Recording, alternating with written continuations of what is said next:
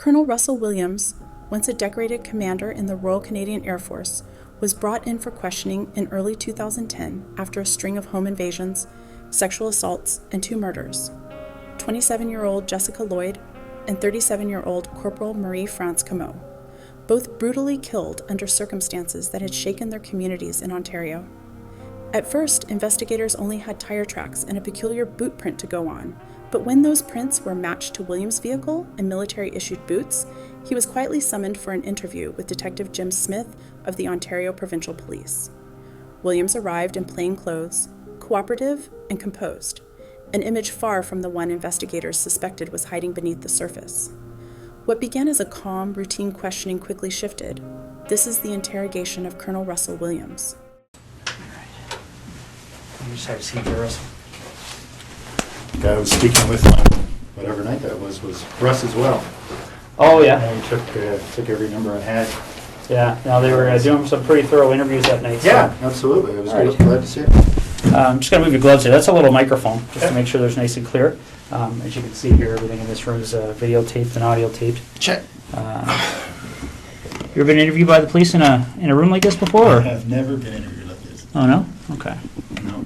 Let's get this set up there. I guess the closest interview by NIS for top secret clearance. Oh, yeah? All right. Well, again, Russell, I appreciate coming in. An investigation like this, I mean, I'm sure you can appreciate it's been big news, especially down Belleville way. And, you know, obviously our approach to cases like this is that we don't give up on somebody being alive until we get evidence that they're not. So because of that, we're treating Jessica's case as an emergent situation, obviously. Yeah. So we're fast forwarding things that we might normally take our time with. And that's why we're here on a Sunday afternoon. Sure. So again, I appreciate it. Okay. We're going to do a pretty thorough interview today. Okay. And the reason for that is because the last thing we want is to be calling people back again and again and again. Okay. So what we're going to do is we're going to go over a number of things, and I'm going to explain what all those are to you. Okay.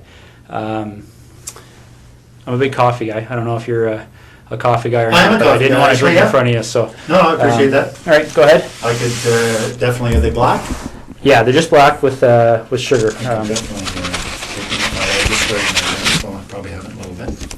Started your what, sorry? Gum, just Oh, first piece of gum. well, there's napkins there if you want to toss it or whatever. I appreciate that. All right, and again, like I said, this interview is going to be very thorough. But again, I have a simple rule when I talk to people. It's I'm sure you're the same way. I treat everybody with respect. I don't want to ask you to do the same for me. So what we're going to do is we're going to start off by going through what your rights are. Okay? Just like everybody else. Okay. Have you ever been read your rights before? No. Yeah, I'm sure you've seen it on TV a whole bunch of times, but that's usually the American version. So I'll go over with you briefly. Okay. Basically, in Canada, as you know, I'm sure, is we all have our rights guaranteed under the Charter of Rights and Freedoms. Right. Okay. Now, Russell, just to avoid any confusion, because people do get confused when they're talked to by the police, is that you're obviously not under arrest here today. Okay. Yep. Anytime you feel you want to leave here, you feel free to do so. The door's not locked. Teresa will walk you down the lobby anytime you want. Okay. If there's anything that comes up in our interview today, Russell, that you feel you want to talk to a lawyer about, you just let me know. Okay. Sure. And the reason for that is I want to explain to you exactly what's going on here. Okay. Jessica Lloyd is one of 4 cases that we're currently investigating. Okay. Right. And essentially what's happened is over the past about 4 or 5 months, there have been 4 occurrences that, like I said, that we're looking into. 2 of those occurrences occurred in September of 2009. And very briefly, they were up in the Tweed area. They involved somebody entering 2 different women's houses in the evening hours and committing sexual acts. Okay. In November of 2009, a young lady by the name of Marie-France Comeau was found murdered in her home in Brighton. And we believe that there was a sexual component to that crime as well. And then most recently we have Jessica Lloyd's disappearance. Okay, so essentially when you're looking at those kind of crimes, we're looking at a number of different potential criminal charges. All right. We're looking at issues all the way from the most serious one, which is first-degree murder, kidnapping, sexual assault, break and enter with intent to commit sexual assault, forcible confinement, okay? And so what I want to make sure you understand, and this is what we've been doing with everybody we've been talking to, is that clearly when we find out who's responsible for one or all of those crimes, they could be charged with one or all of those offenses, okay? Whether it's you or whether it's anybody else, right? Absolutely.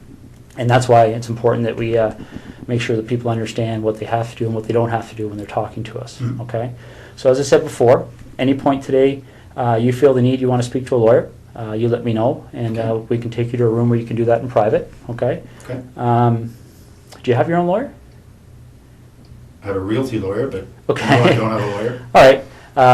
If at any point you want to make that call and you don't know who to call, we have a phone list of lawyers that are available to give you advice free of charge right over the phone. Okay. So again, if at any point today you want to take advantage of that, you just let me know. Sure. Is there any reason you want to call a lawyer now? Nope. Okay. A couple other fairly simple and straightforward things that you probably understand, but again, we go over them to make sure everybody's clear, is that you don't have to speak to me today, okay? Okay. And the reason for that is because the law considers me to be what we refer to as a person of authority, okay? Probably similar to what you may be considered to be on the base. Yeah. And because of that, I can be compelled to appear before any judge in the country, basically, to account for what takes place here today between you and I, okay? Sure. And that's the reason why everything's recorded, Yeah, because there can't be any more accurate record than that, right? So.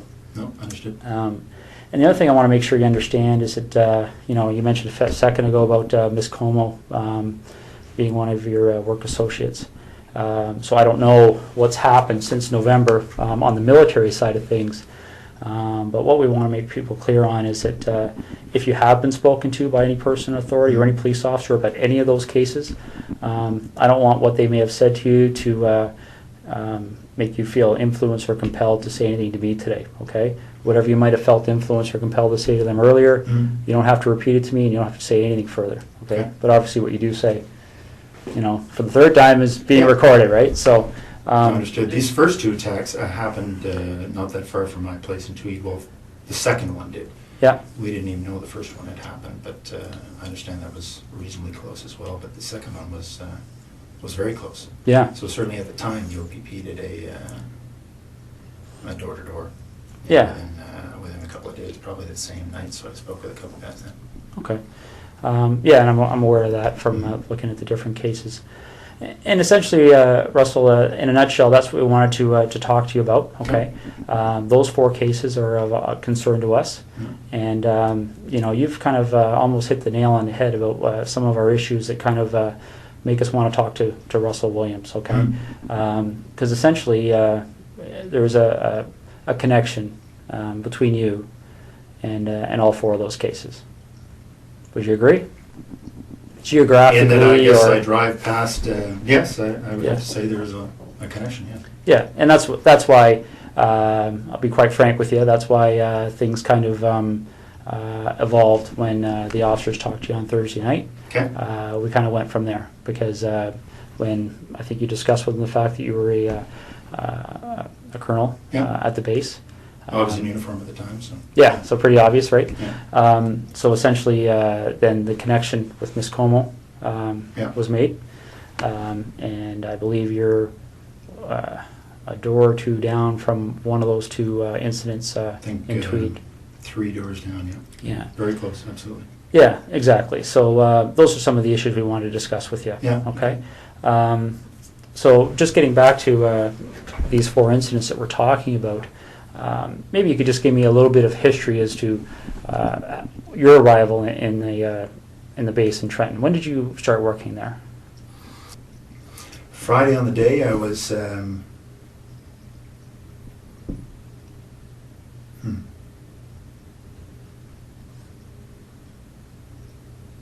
Friday on the day I was at home most of the time. Most of the day I had a sort of a stomach flu. Okay. In Ottawa or Tweed? In Tweed. In Tweed? Okay. Yeah. So we backtrack then. So all day Friday, you're at home. Yeah. And then what time do you leave to go to the base to sleep there on the Friday night?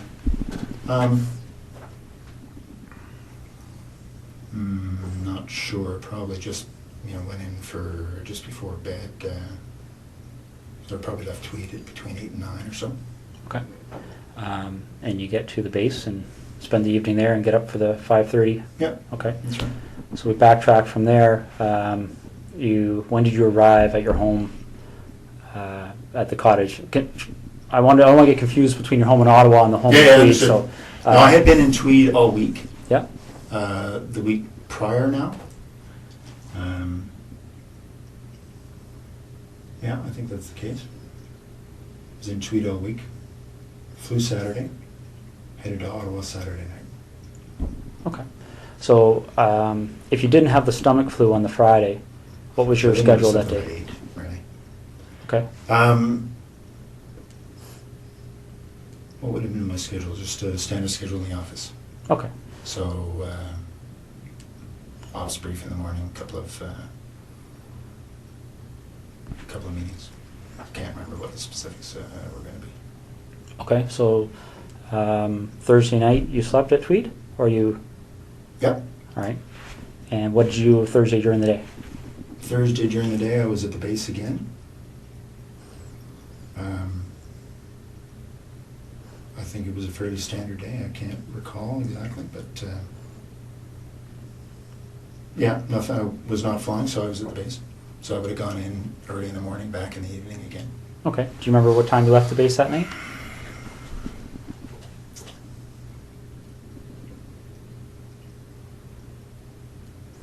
I don't remember anything peculiar, so I would say, I don't know, probably 7 to 9, somewhere in that range. Okay. And that's when you left? Left the base, yeah. And what That's a 45-minute transit. So 45 minutes home? Yeah. Okay. Okay. Now, I'm not going to walk you through November, but I'm going to take you to a date that's probably pretty fresh in your mind, the day that Marie-France Comeau. Yeah. Do you remember how you found out? I do. Yeah, I was sent an email. Well, as soon as the ops staff and the base learned, they told me. Okay. So I got an email. I can't remember if it was late at night, early in the morning. It was certainly, I saw it, I want to say first thing in the morning, because I had just come back from Ottawa. I was in Ottawa for a set of meetings on one of the days. I can't remember what day of the week we're talking about, but yeah, no, I mean, obviously when your people gets killed, it gets your attention. So Absolutely. yeah, I very much remember that coming in. And how did you know Marie-France Comeau? I'd only met her once. She was on a crew I was on just after I got to the base. Okay. So I can't even remember. I think it was a one-day trip. I did a number of trips in Canada, transporting our troops, sort of first leg out of Edmonton. We tend to hopscotch them across until they get into theater. So anyway, I can't remember which trip it was, but we did a number of them out to Edmonton just to pick up the troops, bring them to Trenton, and then put a fresh crew on, and because we'd fly out and back in the same day, so pushing the edge of that, and fresh crew on, and they'd continue on after a couple-hour delay. Okay. Do you know roughly when that happened? Though we were on the same crew? The time you met her, the one time there, yeah? It was soon after I got to the base, so I don't remember exactly, but I would say in the first couple of months, so August, September. Okay. Yeah. Now, you got that email notifying you that something had happened. Yeah. Do you have any kind of a clear recollection as to how your schedule was going that week? Well, I can't remember what day that the message came in. Just a second.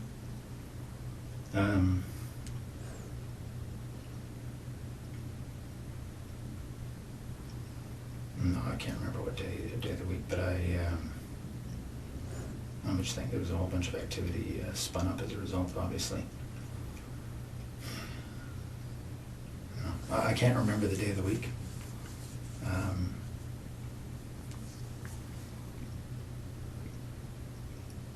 I'm just trying to think through the news reports I read. No, I'm sorry, I can't remember what day that was, but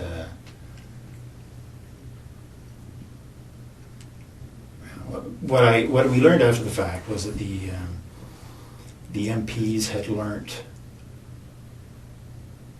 of her death, I think quite a bit after her body had been discovered. Okay. So I think what happened, sorry, just a second.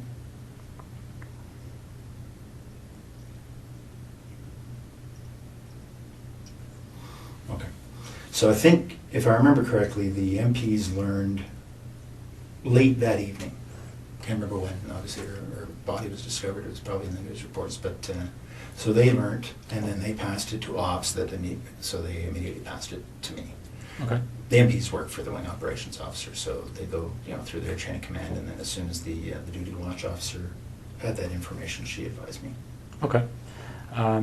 So again, that along particular with, week. along with some others. Right. I'm sure it spread like wildfire. Yeah, absolutely. So that particular week, do you have any recollection? Well, for instance, when you got the email, Yeah. do you remember where you were? I was at home in Tweed. Okay. Yeah.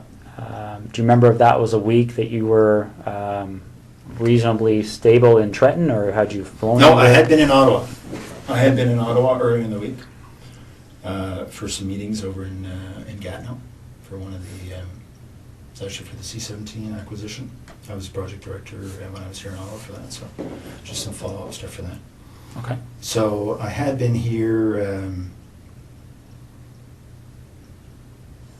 at some point in that week. Again, I can't remember how the days all fell together, but I seem to remember that I got this word shortly after having come back from Ottawa. It seems to me it was the same week.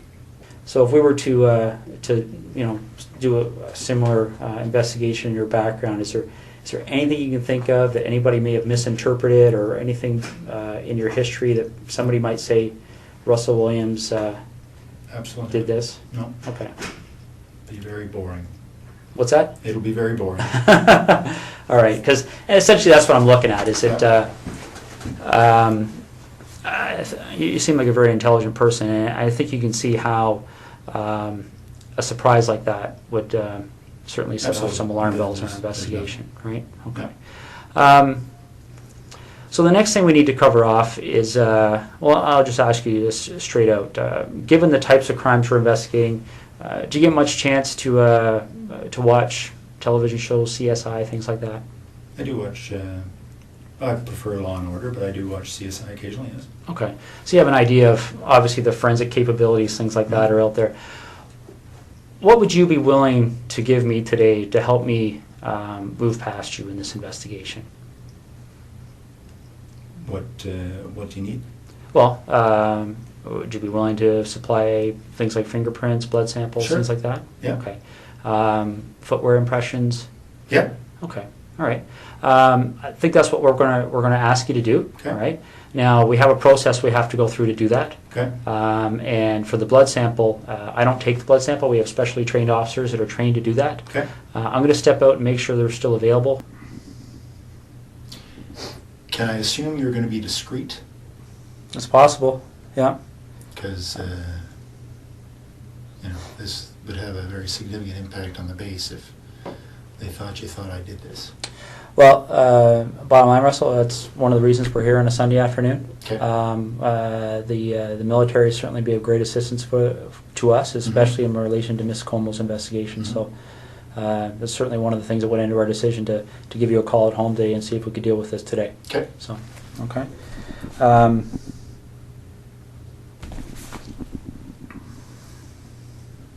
Because it's tough to undo the rumor mill once it gets started.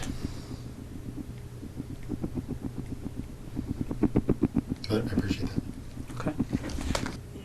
Now that you've had some time to, I know we've been throwing a lot of things at you here, but now you've had some time to think about things. Is there anything that you're concerned about that buccal swab matching in any of those 4 residences? Is there? I guess let me explain what I'm getting at here, Russell. Okay. This is a significant investigation, as you can well imagine. Yeah. That DNA is going to be significant in our investigation, both quite possibly to help you, quite possibly to help us. Understood. I don't know yet. I don't know what the result is yet. Mm-hmm. And I'll go back to the example I gave you because it's a very similar issue, I think. and you talked about the idea of discretion here. Okay, you talked about the idea that you know, I think hopefully you appreciate the fact of how we approached you here. Yeah, absolutely. And essentially, we have no issues with that. Okay, we talked recently about, you know, the whole idea of any unusual sex acts in your history. But another thing that can often happen in cases like this is that people become concerned about things like extramarital affairs, indiscretions along those lines. Is there any contact that you may have had with any of those 4 women that you may not want your wife to be aware of? Anything like that that we should know about to try and explain why, if your DNA is found, it would help us understand why it may be there? Absolutely not. Okay. Can you think of any reason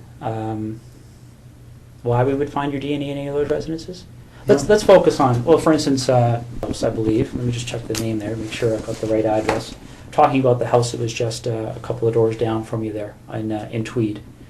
A couple of doors down was Lori. I don't know her last name. I don't know. Mazzacati? I don't even know what her last name is, but there's the woman down the road, 3 doors down. Her name is Lori. I don't know her last name. All right, let me just make sure we're on the same page here.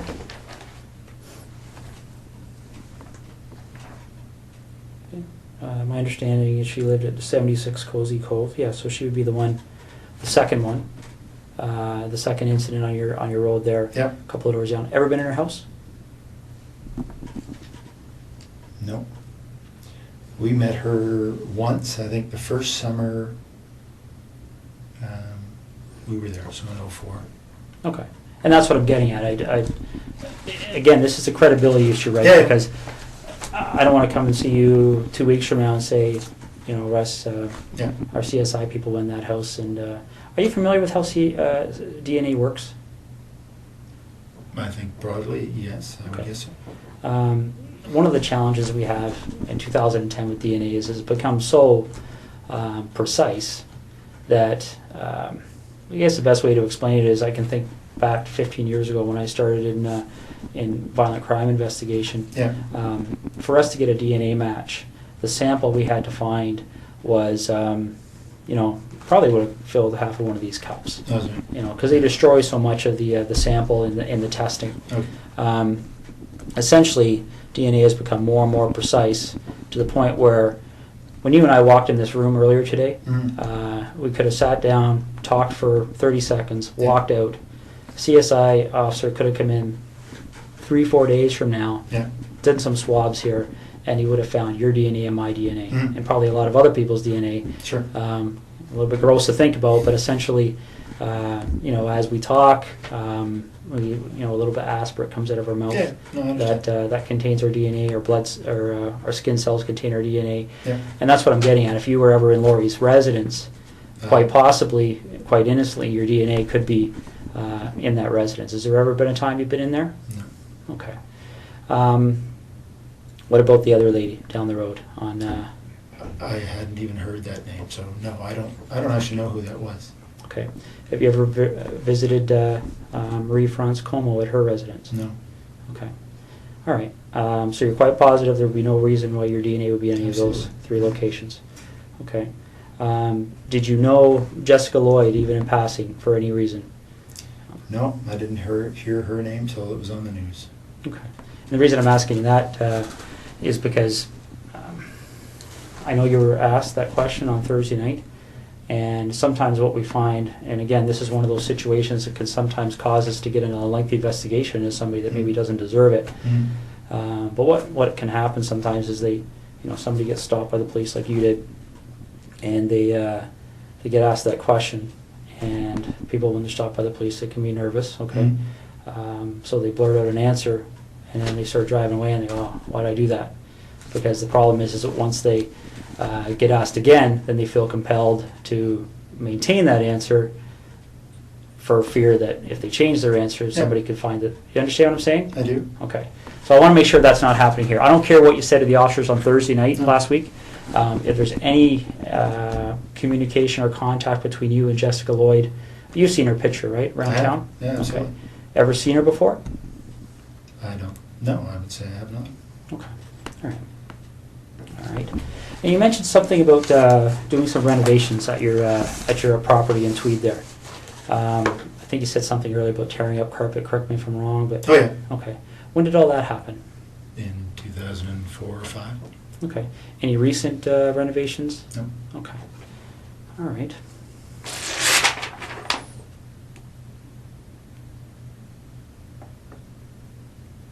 Just want to make sure I'm covering all the bases here. Okay. What kind of tires do you have on your Pathfinder? I think they're Toyo. Okay. Do you know the brand name, or sorry, the I think that make? is I don't know. Sorry, the make is Toyo. Yeah. I don't know the model. Okay. Just see, I'll read this off to you, see if it rings a bell.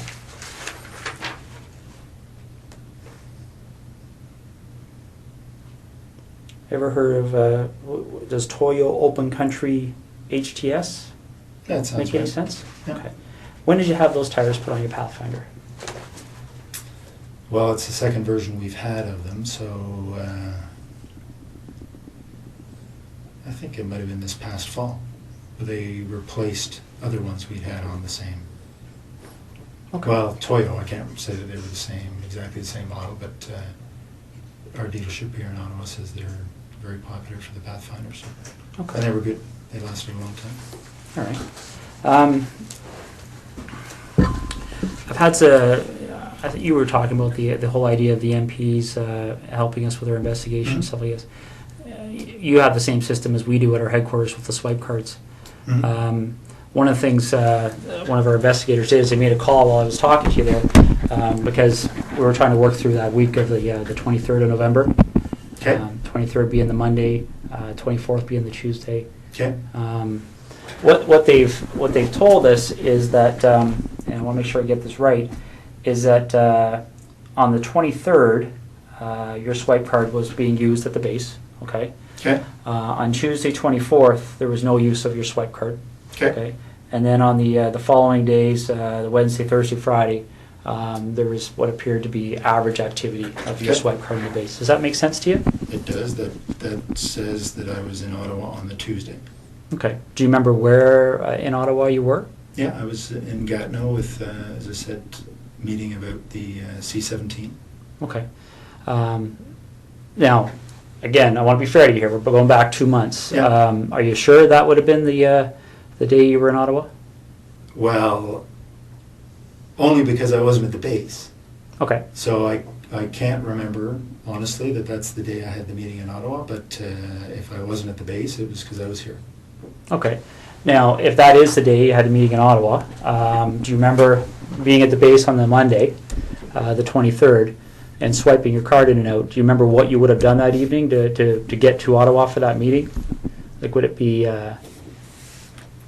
I drove to Ottawa in the morning of the day of my meeting, so if it was the Tuesday, then I would have left Tweed. It was a very foggy morning that morning, and I drove in that morning. Okay. So I would not have been at the base the day I was in Ottawa, because the meeting started at 8:30 or something. Okay, so you leave the base, you would have went home to your residence in Tweed, Yep. and then you left Tweed in the morning and drove up to your meeting in Ottawa. Yep. Okay. You leave the meeting in Ottawa is a daytime meeting, evening meeting, or do you remember? Yeah, it was a daytime meeting, finished, I don't know, mid-afternoon or so. Okay. We had lunch and then finished. I think my wife and I had dinner because she was here for work, and then I headed back. Okay. Well, these are the kind of things that I'm trying to draw out here. That's helpful to us. Do you remember where you had dinner? Well, I don't remember exactly the restaurant, but it was in Westboro because that's where our house was being built at the time. So we had dinner, in a restaurant that we would expect to be able to frequent once the house was finished. Okay. Remember how you paid? One of us would have paid by MasterCard. Yeah. Okay. Are you sure about that, or? Pretty sure. That's normally how we Okay. pay for meals. All right. Can't remember if it was me or my wife that paid, but one of us. Okay. And do you remember which restaurant it was again? No. Okay. All right, and you see what I'm getting at, right? I mean, that can be very helpful for us because if we can track that issue, right? We can put somebody paying for a meal at a location. Well, I was meeting with 15 people or so that day. So okay, and what time did the meeting end? I would say between 3 and 4. Okay, and are you sure that that's the same day you went out with your wife? Well, I think so. Yeah, because she was here, and I think that was the day we went to this restaurant in Westboro, yes. Okay. You finished dinner, and do you remember what you did that evening? I would have driven back to Tweed. Okay. And you would have... Now, again, I know we're talking 2 months ago here, but do you remember specifically having dinner and then driving back to Tweed, or do you remember... are you just guessing here? No, I'm not really guessing. I mean, I believe that this night at this restaurant was following the meetings in Ottawa. Mm-hmm. And I, kissed my wife goodbye and headed back to Tweed to go to work the next day. Okay. All right.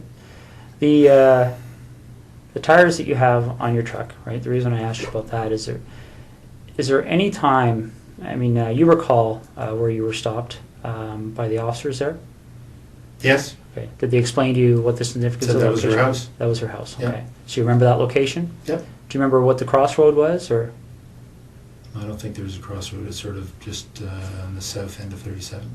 Okay.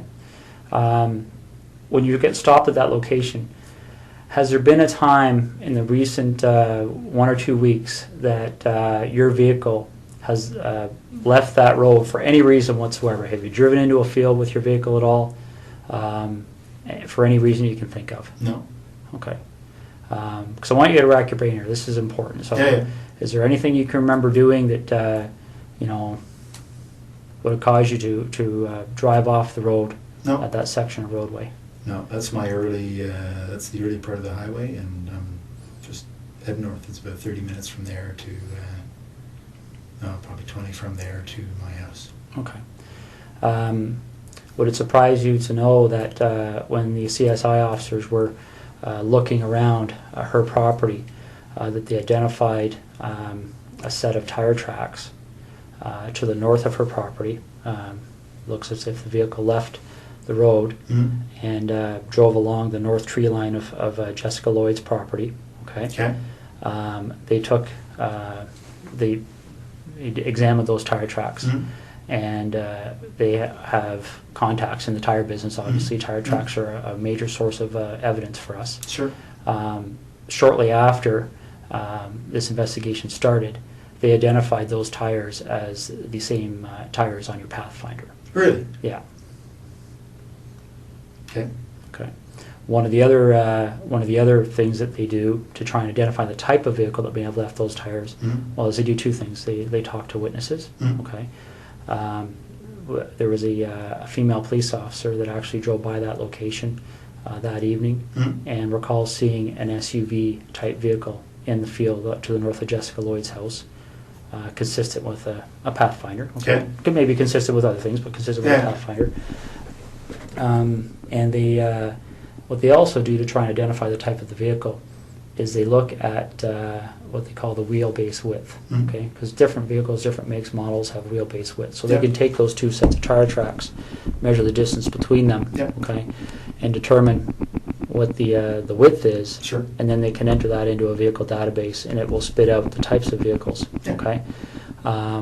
Your Pathfinder's wheelbase width is very, very close to the width of the tires that were left in that field, okay? Do you have any recollection at all of being off that road? I was not off the road, no. Okay. All right. Russell, is there anything you can think of? Let's go talk about Marie-France Comeau for a minute, okay? Is there any reason at all you can think of that during our investigation, obviously we're searching computers, things like Blackberries, right? Electronic devices, looking through houses for things that are in handwriting, written notes, diaries, things like that. Now, I'm not at liberty to tell you what the content was, but is there any reason at all you can think of why Marie France Comeau would have specifically referenced you in some of her writings? Not at all. No? No, absolutely not. Okay. Is there anything that she ever said to you that led you to believe that there might be something more than a passing interest with her towards you? Not at all.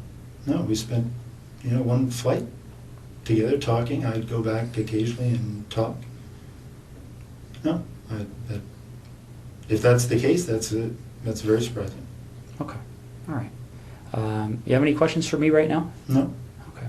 I'm just going to step out and see how things are going, okay? Okay. I mean, it is a Sunday, but there's probably 60, 70 people working on this file, so there's a lot of things happening. Sure.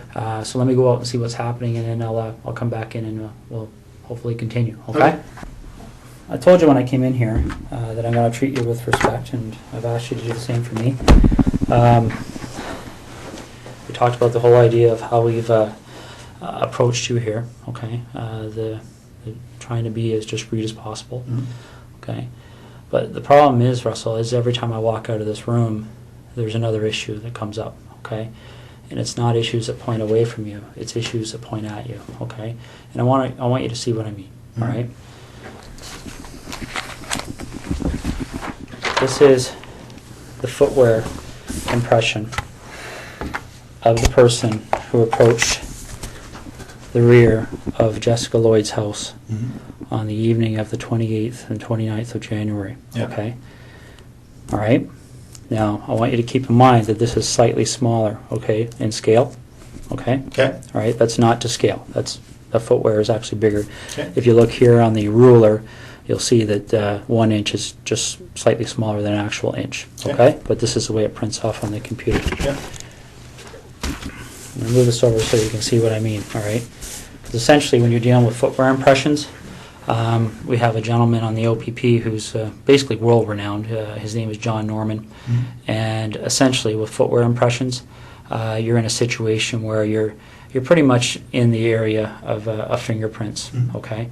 And essentially what we're talking about here is, especially when you start adding in other pieces of information that support an investigative position, okay? This is a photocopy of the boot that you took off your foot just a little while ago, okay? Now, I'm not an expert in footwear impressions, so I rely on the experts. Footwear impressions are very much like fingerprint comparisons, okay? You take a look at this print, and again, this is one print. This person walked through, there's several different prints to compare, so we're going to get features off of one print to compare, features off another print to compare. Yeah.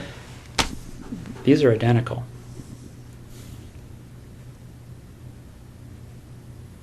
Okay. Your vehicle drove up the side of Jessica Lloyd's house. Your boots walked to the back of Jessica Lloyd's house on the evening of the 28th and 29th of January. Okay. You want discretion.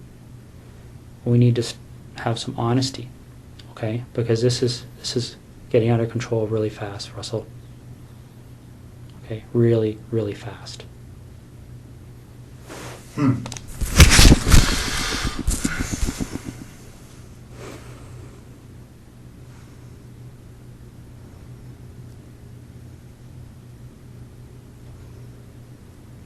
This is getting beyond my control.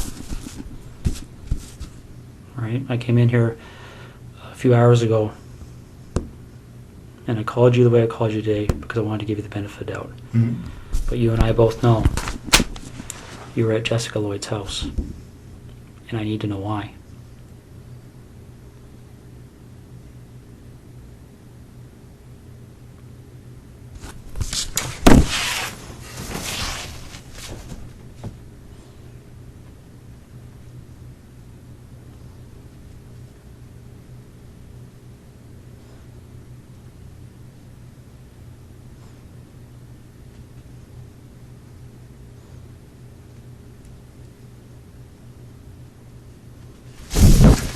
I don't know what to say. That's Well, you need to explain it because this is the other problem we're having, Russell, okay? Again, these decisions are made by me, right now, there's a search warrant being executed at your residence in Ottawa. Okay? So your wife now knows what's going on. There's a search warrant being executed at your residence in Tweed, and your vehicle's been seized. Okay? You and I both know they're going to find evidence that links you to these situations. Okay? You and I both know that the unknown offender male DNA on Marie France Comeau's body is going to be matched to you, quite possibly before the evening's over. Okay? This is a major investigation. The Center of Forensic Science is on call 24 hours a day helping us with this. Mm-hmm. Your opportunity to take some control here and to have some explanation that anybody is going to believe is quickly expiring. Mm-hmm. Okay? We're applying, the investigators now applying for a warrant to search your office. Right, these aren't decisions that we can say yes or no to. This is the practical steps in an investigation like this. And Russell,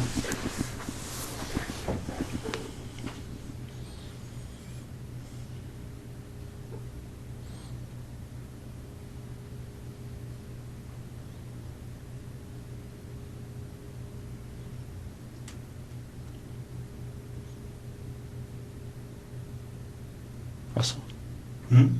listen to me for a second, okay? When that evidence comes in, when that DNA match, when that phone rings and somebody knocks on this door, your credibility is gone, okay? Because this is how credibility works, all right? And I know you're an intelligent person and you probably don't need to hear this explanation, but I also know your mind's racing right now, okay? Because I've sat across a lot of people in your position over the years, okay? The bottom line is that as soon as we get that piece of evidence that solidifies it, DNA, okay? As soon as the expert in footwear impressions, the expert in tire impressions calls and says, yes, I've examined those and they're a match, it's all over. Because as soon as that happens, where's your credibility? Where's your believability? You're just another, and again, don't take this wrong, okay? But you can see if you step outside this room in your mind and imagine how people are going to view you, okay? If the truth comes out after the clear evidence is presented to you, when you finally go, okay, I'm screwed now, what are we going to do?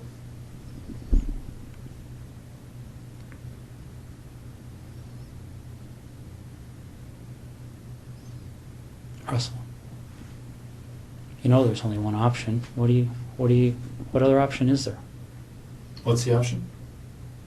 Well, I don't think you want the cold-blooded psychopath option.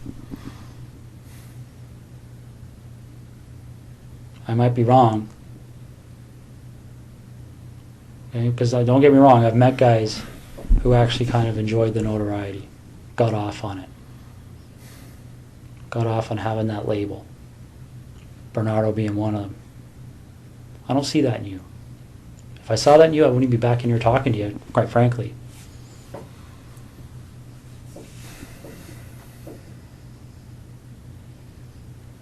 But maybe I'm wrong. Maybe you got me fooled. I don't know.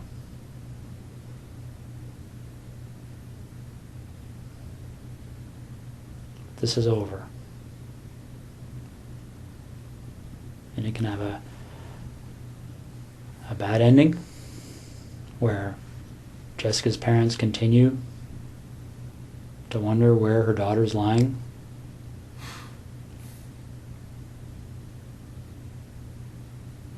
And I don't know. I mean, obviously, there's a huge search still underway, and it'll continue. It'll continue until her body's found. That might even happen tonight, for all I know. Once that happens, then I don't know what other cards you would have to play.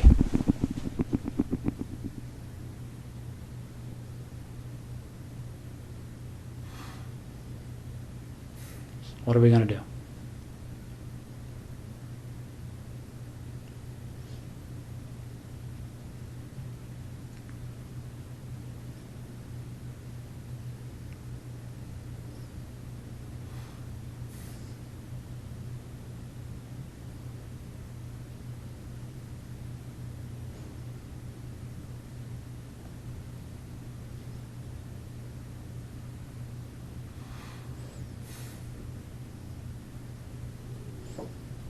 Russell, what are we going to do?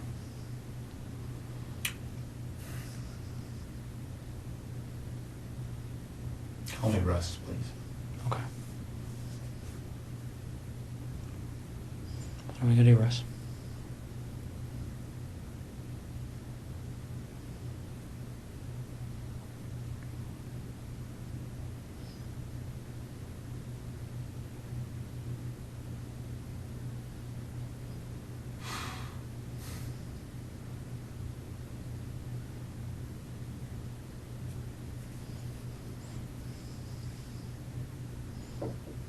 Is Jessica somewhere we can find her easily? Like, is this something where I can make a call and tell somebody to go to a location and they're going to find her, or is this something where we have to go and take a walk?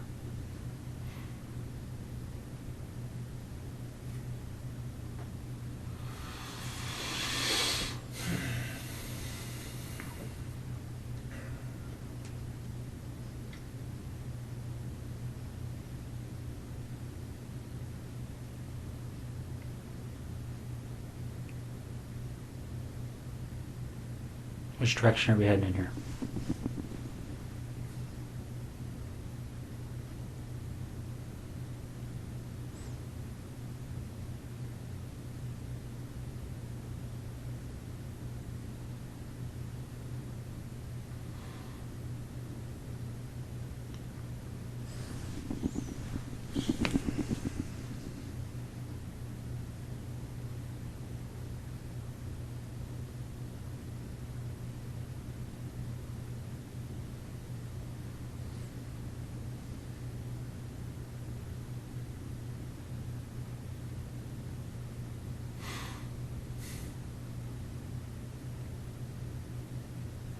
Russ, maybe this would help. Can you tell me what the issue is you're struggling with?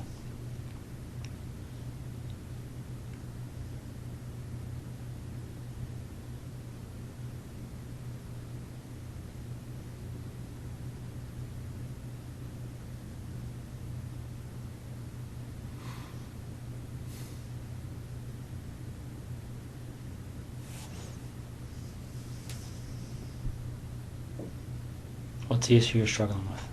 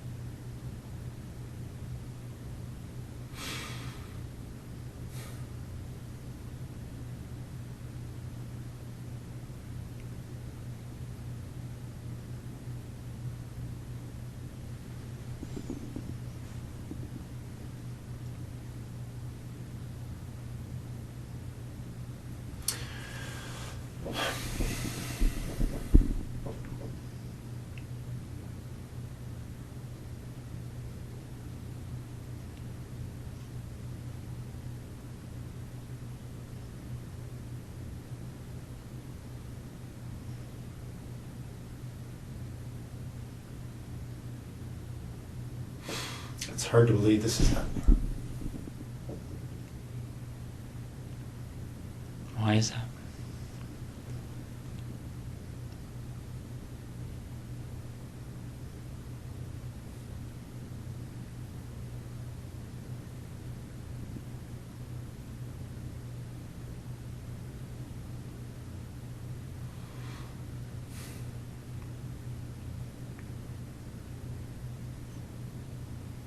Why is it hard to believe?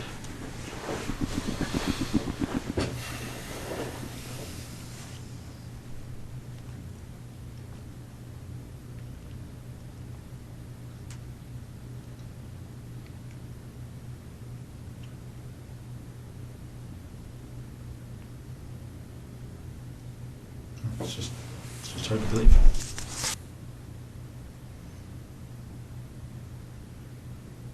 Whose decision was it? And we're going to find out the answer to this anyway. But whose decision was it to issue the directive to the base personnel that nobody had to speak to the police and to seek legal counsel before they were questioned? It's I don't think that was... My understanding, that direction came from somebody that reports to you. What do you think they're going to say, Russ? No. What do you think they're going to say? All right, and let's step back for a second here, okay? I really don't think it benefits you or makes you look any better to start debating the little issues, okay? No, but that is news to me. Okay. I have a legal officer that reports to me, Yeah. who may have given that direction. Okay. But that's the first time I've heard it. If that's true, Okay. that's the first time I've heard that. All right, and that may be the case, but how does it look? Right? We're not even dealing with something that's really even evidence, because it's not needed. I mean, when you have DNA and all this other stuff, that's not even What really was the an issue. direction? I don't recall, but it was something along the lines of telling the people on the base that they weren't required legally to speak with police, and they should seek legal counsel before they decided to speak. But Okay. Well, if that was actually said, it would not have been to the base at large. It may have been to the individual, the boyfriend who is the suspect. okay, my understanding, it went out to all personnel. No, absolutely. Maybe no, only under your command. I don't know. It didn't. Okay, okay, that's fine. I did never see it. That's fine. Now let's get back to the issue. What's that? So you talk about perception. My only two immediate concerns from a perception perspective are what my wife must be going through right now Yeah. and the impact this is going to have on the Canadian Forces. Where do we go?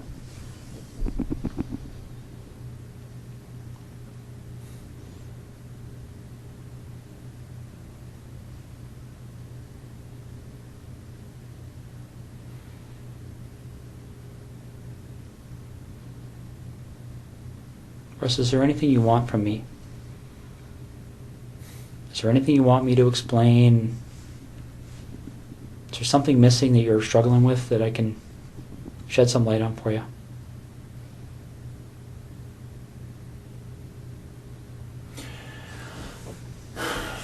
I'm struggling with how upset my wife is right now. Russ, what are you looking for?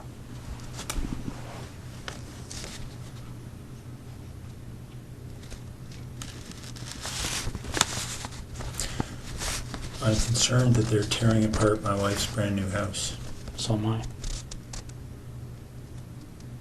But if nobody tells them what's there and what's not, they don't have any choice.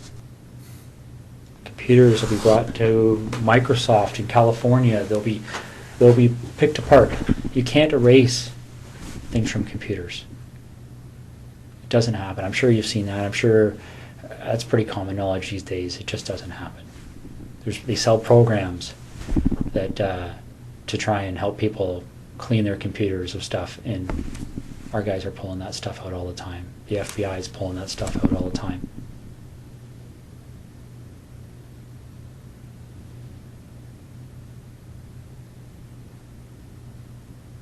This investigation will end up costing no less than $10 million. Easy. And they will say no to nothing. Any request this major case manager makes on this case, they've already been told it's approved. Don't even bother asking.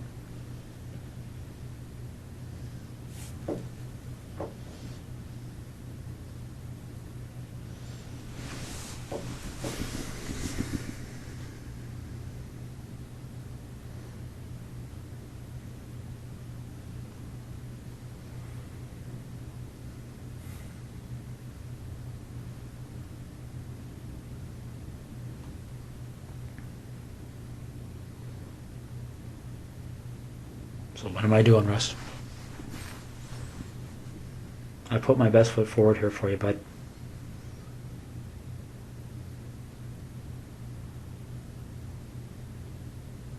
I really have. I don't know what else to do to make you understand the impact of what's happening here.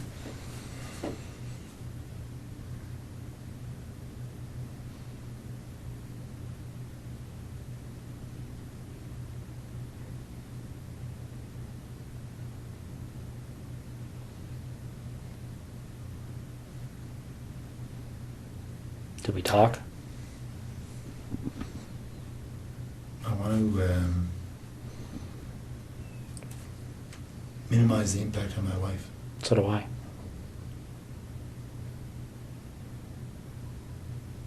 So how do we do that? Well, we start by telling the truth.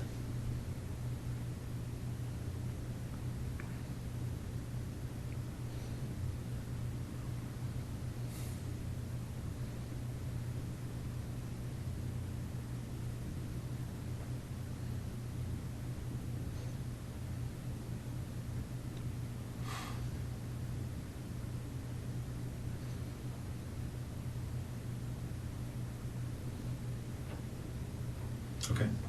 Okay. So where is she?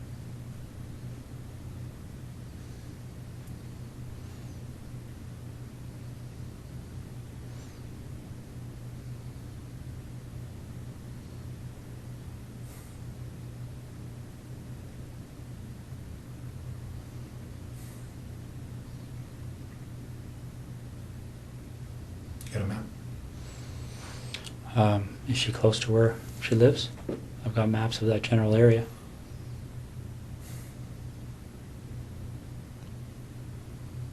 Which town is she near? Why don't we start there?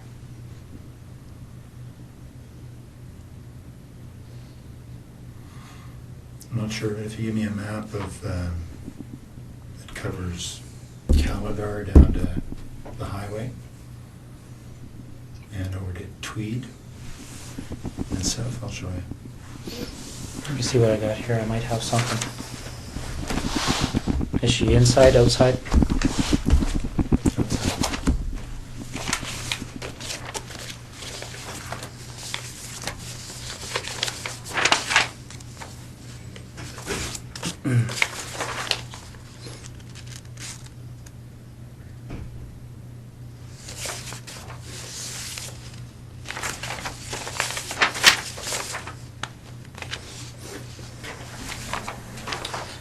Probably the biggest area I have there, Russ. Yeah, you need more. You need a real map. So where am I going on here to get to her? In this block here. Okay. So you're pointing to a detailed map of that area, and I'll show you where she is. Okay. Is she close to a road? Yep. All right. Is it something where is she buried, or is she somewhere where if you walk there you would fairly easily see her? It's here. Okay. So she's south of 7, east of Tweed, west of 41. Mm-hmm. And what's this road here? Not sure. Neither am I. Okay. I'll be right back, okay? Do you want any water or anything? Sure. Okay, I'll be right back. How long has she been there for?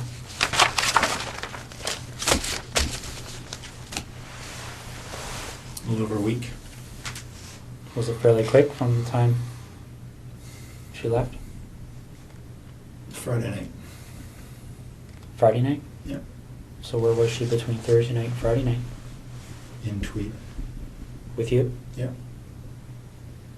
How long was she alive for?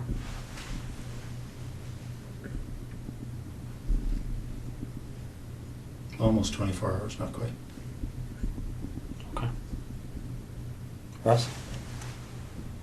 You're doing the right thing here. Okay. Well, again, my interest is in making my wife's life a little easier. And Okay. with her family as well. Well, we share that But interest. there's no, your time in Ottawa is wasted, really. I'll tell you where the membership cards are. Where are they? They're in the house there, but In Ottawa? yeah. Whereabouts? some in the camera bag, which they would have found in my office. Mhm. And when you walk into the office on the left side, there's a desk of drawers, set Okay. of drawers, like a filing cabinet, wooden, IKEA. In one of the top 2 drawers, and there's a plastic divider, Yeah. and there's inside there are 2 memory cards, Okay. which are blank, but I'm sure they can be And whose images are on those cards? well, I've erased them, but I expect you'll be able to draw images of Jessica and I. What about Marie?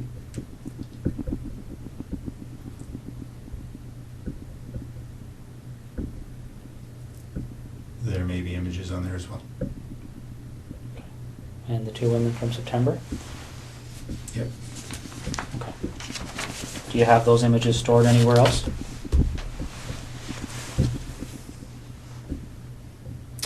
Yeah, there are 2 hard drives in the house in Ottawa. I can draw you a little picture if you like. Sure. Do you want to do that now while I'm Sure. getting them out? Okay.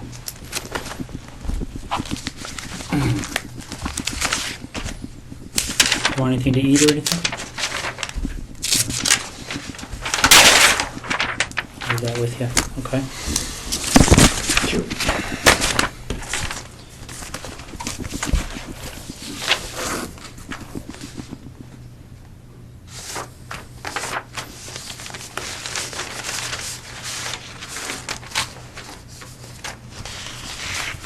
But I do want to talk to you, Jim. That's the plan. Okay.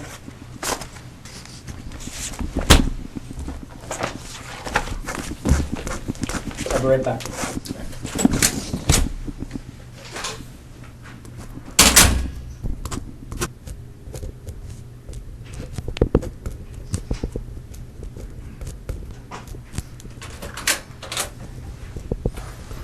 Can you make it up there? Thank you. Can you make it up? All right.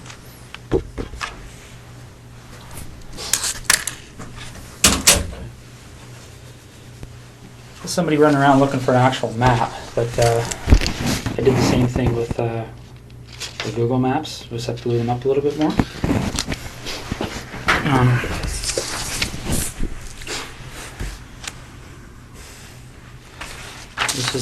This is the biggest of the area. Well, this might have better parameters for you. There's Tweed.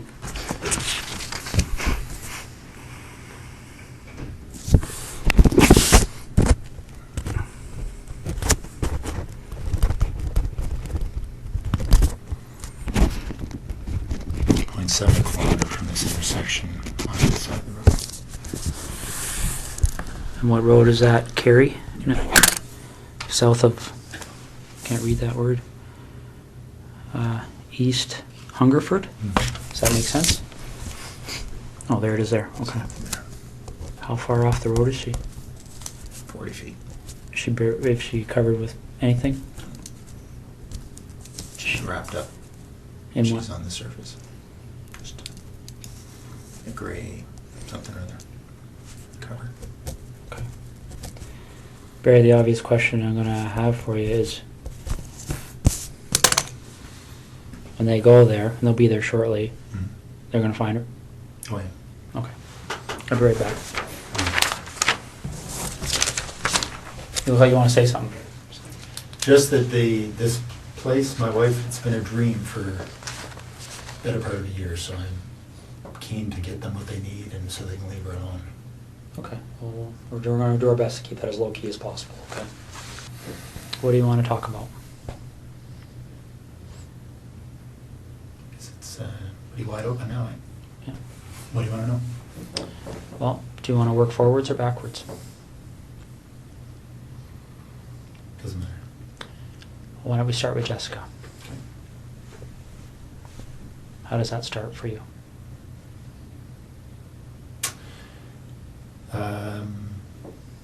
I saw her in her house, on her treadmill.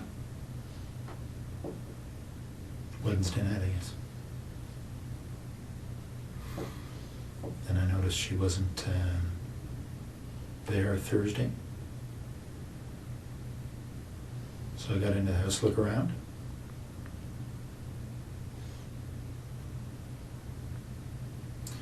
Then left. Noticed she'd come home. So I went back in. Through the back patio door while she was sleeping.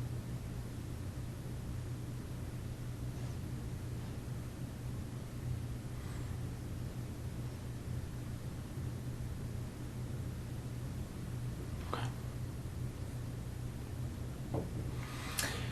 So I woke her up.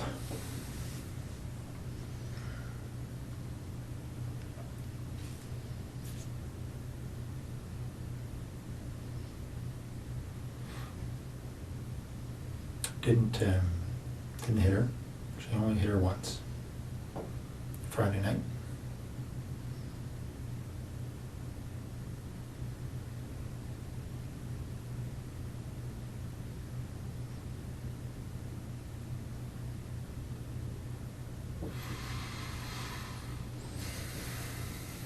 Okay.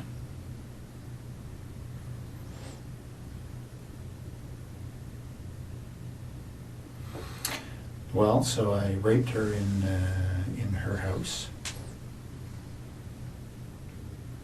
and then I took her to the car and took her to Tweed.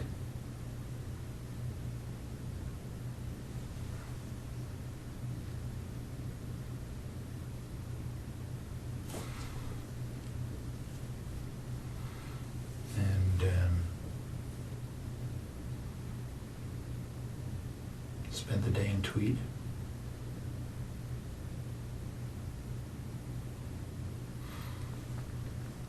And then I hit her as we were walking.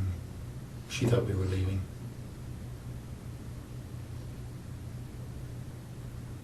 Hit her on the back of the head.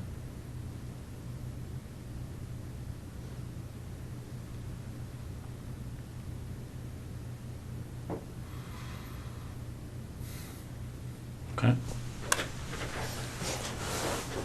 Anything in particular? Well, what did the hit on the back of the head do?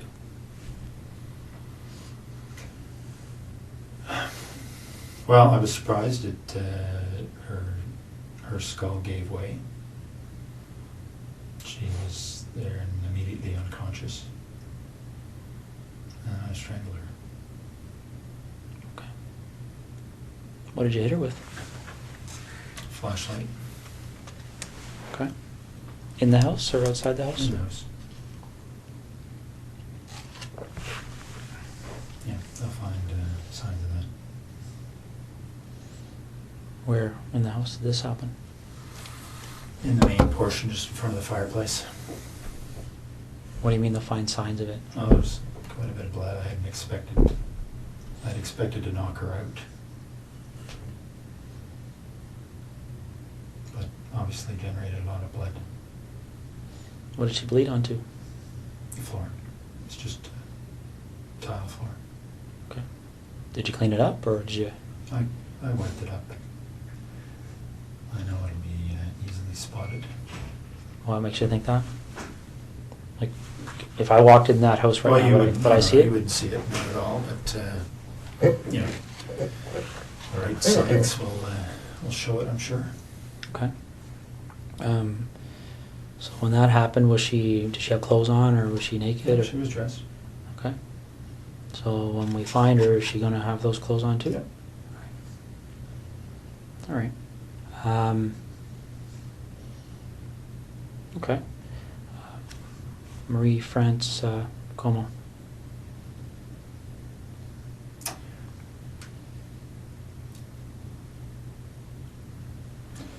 There was an open window in the basement of her house when she was away. I went in there a couple of nights before she came home. Looked around. went back in there late at night when she was at home. She was on the phone in her bedroom.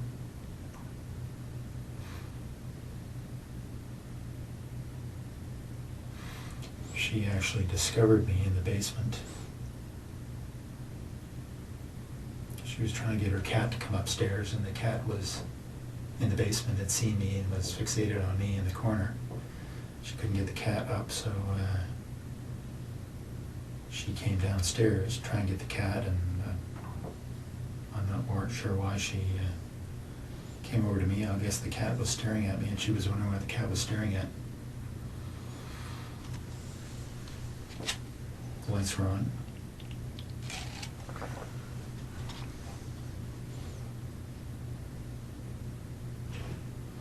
So when she spotted me, I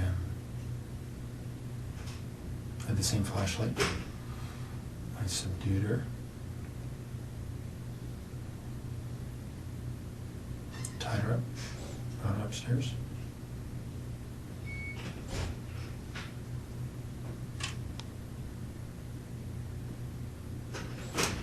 And strangled her later in the morning. Well, more suffocated her. Some tape.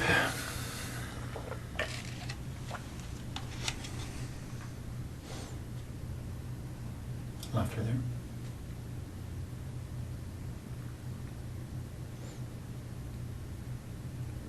How did you subdue her? When you say subdued her in the basement, what did you do? Well, I had the same flashlight, and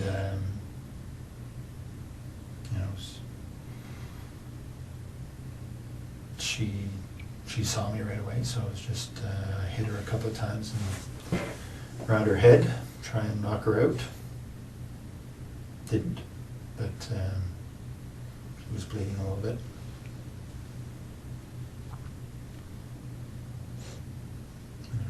Eventually, through a struggle, subdued her.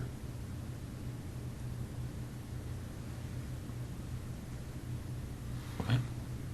Any blood from that struggle? Oh yeah. No, not a whole bunch, but a flashlight did break her skin a couple of times. Okay. What area of the basement did that take place in? I was hiding behind the furnace, so she spotted me right there. Okay. Did she recognize you? No, I had stuff on my face. Okay.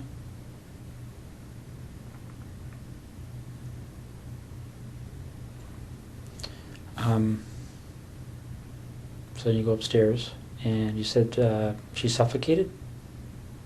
Well, I suffocated her. I put tape on her. I put tape on her mouth, and then I put tape on her nose and held it there so she couldn't breathe.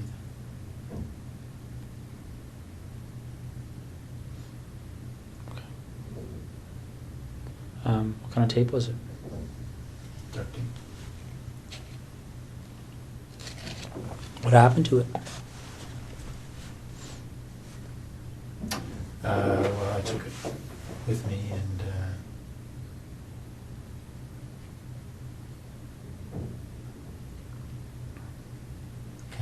can't remember what actually I did with that tape, but probably threw it in the garbage. Did you use tape for any other purposes?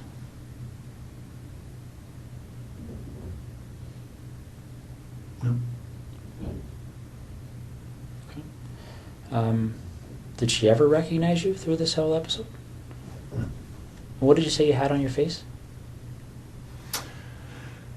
I had just a cover for my head, just a sports pullover type, like just a little cap kind of thing. Okay. Just a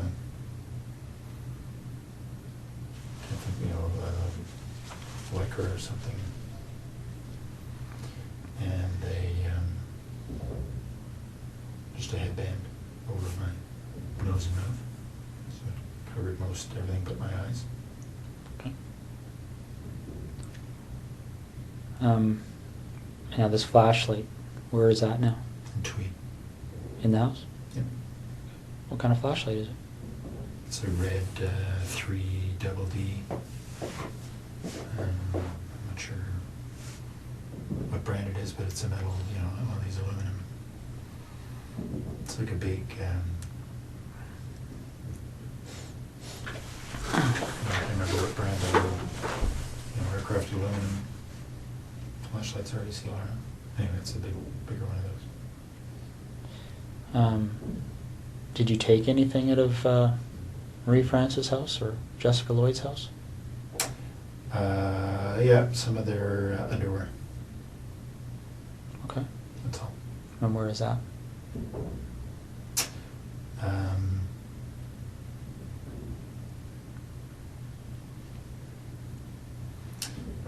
It's in some boxes in the basement here in Ottawa, in that rec room.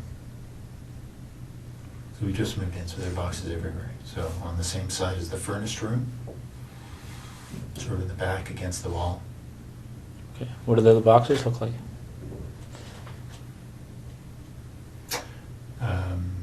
I think one's a scanner, the box for my scanner. Mm-hmm.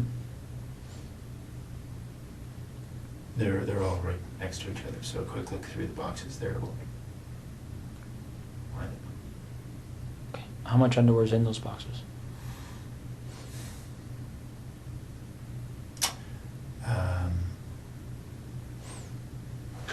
Probably 60 pieces or so total. All women's? Yeah, 60 pieces of theirs. Of whose? Of Jessica's and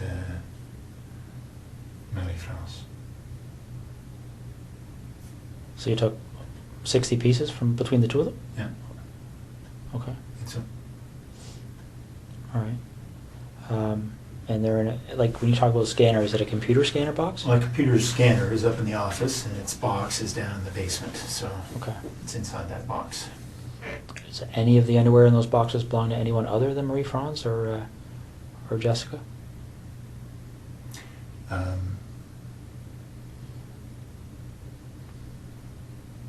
Yeah, there's some from each of the other two women. Okay. Why don't we talk about those two women? Mm. So the first one happened on the 16th, and I don't know why I can't recall their names, but the lady that was lived closer to you. No, Lori was closer to me. Okay. So the first one, Mhm. I had just spotted her from our boat, actually. I got into the house while she was asleep, noticed that she was alone.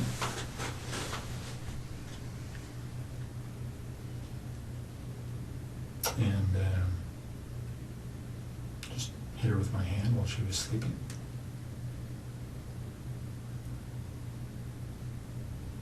Subdued her. Mostly just my weight on top of her.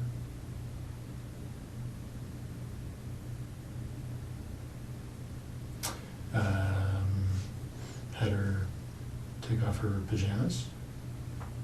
Took some pictures. Took some of her underwear and left.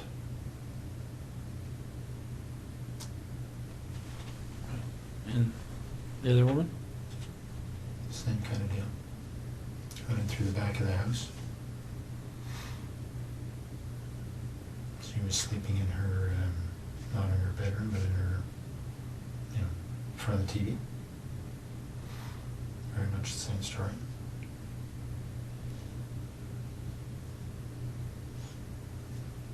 Anything different about that story?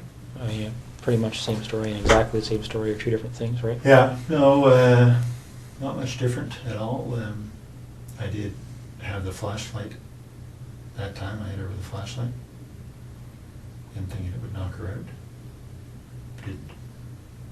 So, and I subdued her with my weight. Took off her clothes, took some pictures, and left.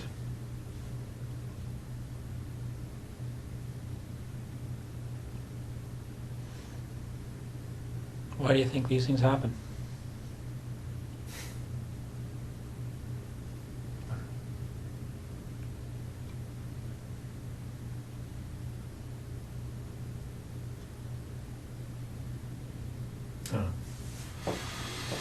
Have you spent much time thinking about that? About why? Yeah. Yeah. But I don't know the answers.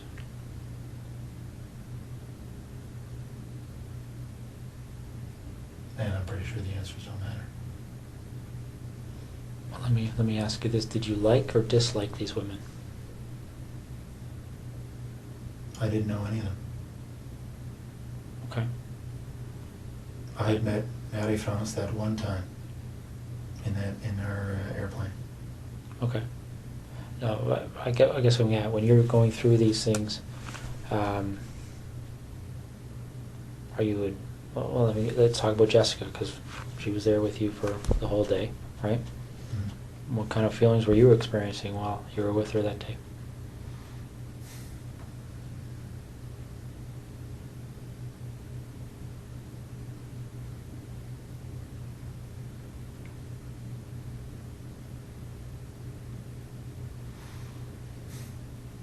Oh, she was a very nice girl.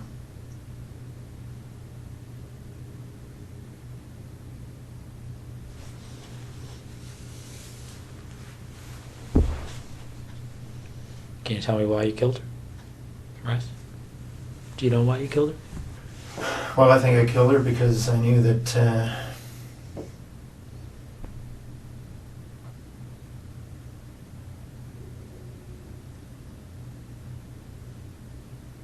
her story would be recognized.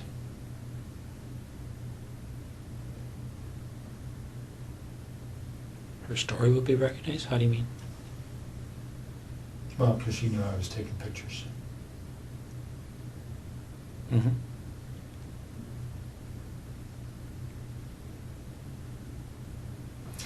So because of the two stories in Tweed, that would have been a fairly, been quite obvious. So if you didn't take pictures, what would you have done with her? I don't know. I mean, she's at your house, right? Well, let me ask you this. Is it 2 lived, right? And 2 died. What was the difference in your mind between? Well, the attention the first 2 got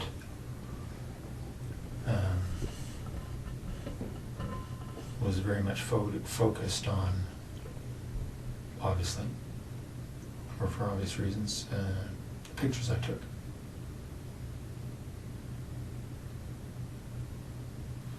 So anybody else telling stories about pictures, right, would have been a fairly straight line.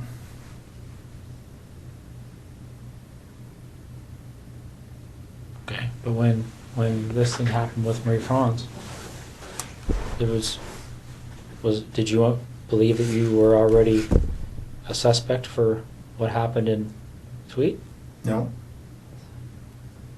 So what were you concerned about? Well, because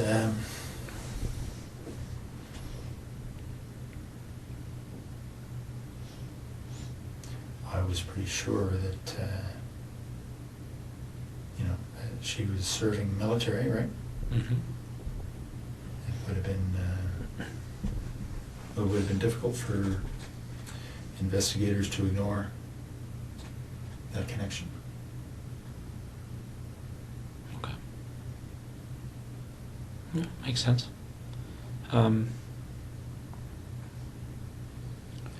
Let's go back to Jessica then, okay? You see her on the Wednesday night, okay? On her treadmill? Mm-hmm. How do you see her? She was in the basement, window wide open, on a treadmill. So I drove by. Okay. Did you stop to look at the house, or how does that catch your eye as you drive by? Well, I was looking to see who was where. Don't know that area very well, so I was just keeping my eyes open. Okay. So you spot her on the Wednesday. Yeah. Do you just keep on going, or did you stop and take a closer look that No. night or anything? No? I kept going. Okay. And you went back on the Thursday night, right? Yep. So you go back on the Thursday night, and you went into the house before she came home? Yeah, she was out. Okay. Done with those.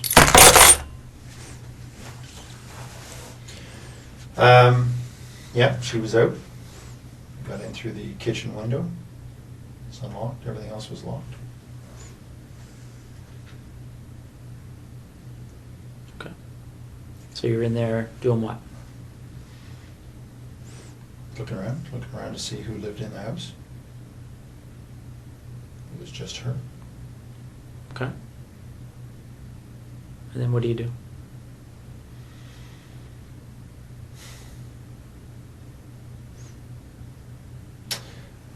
Well, I left the house. And then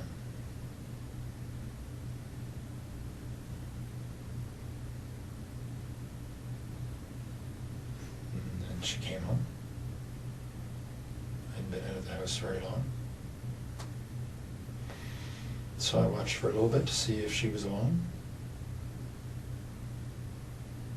She was.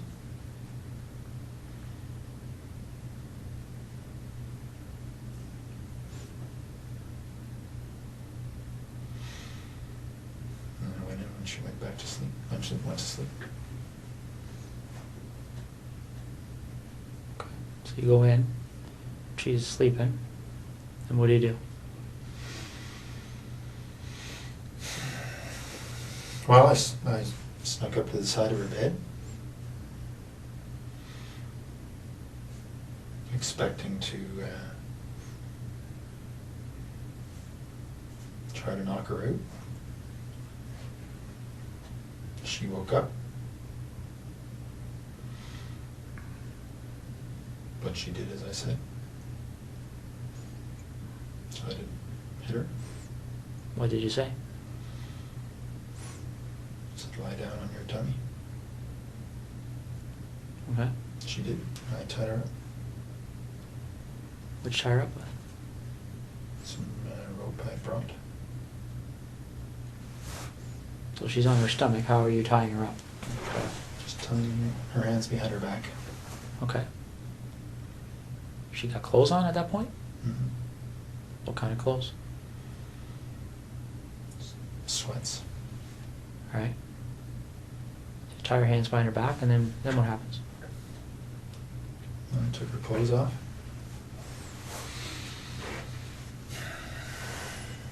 Okay.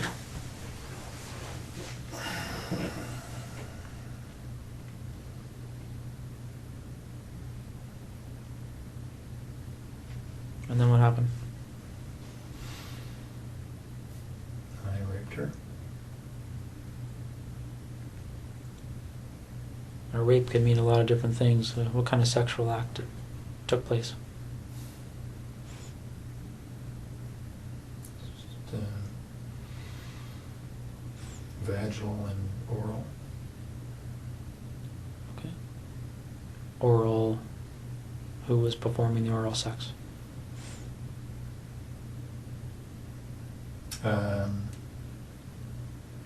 No, me on her and her on me. Okay. Any condoms used or anything like that? No. No. So and again, correct me if I'm wrong. Vaginal intercourse. Her performing oral sex on you, and you performing oral sex on her. Mm-hmm. Do you remember what order those things occurred in? Yeah. I started with the oral sex.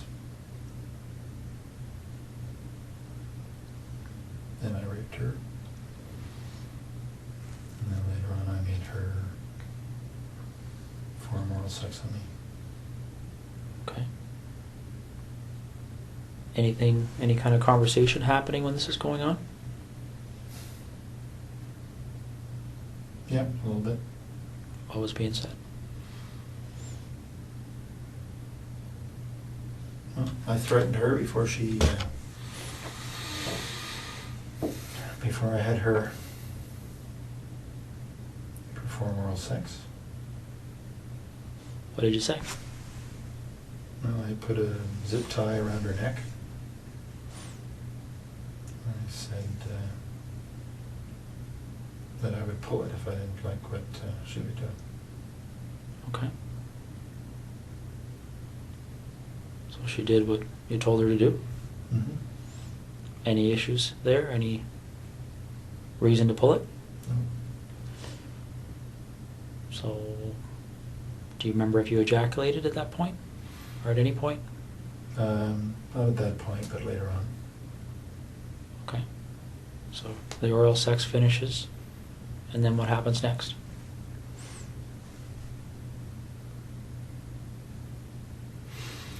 Well, I continued to rape her, and I had her put on some of her underwear. Took some pictures, lots of pictures.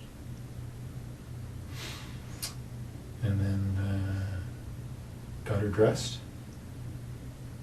walked back to the truck. Okay. At what point did you decide that she was going to leave with you?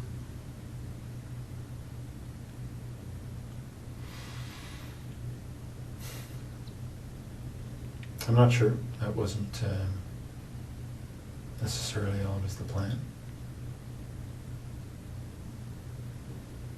But at some point, I was there for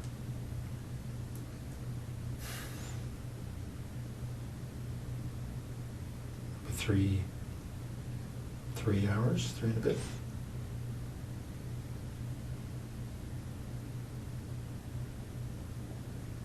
Okay. Do you remember the conversation about leaving? Was there any... Did she say anything about that, or what was she saying to you? She was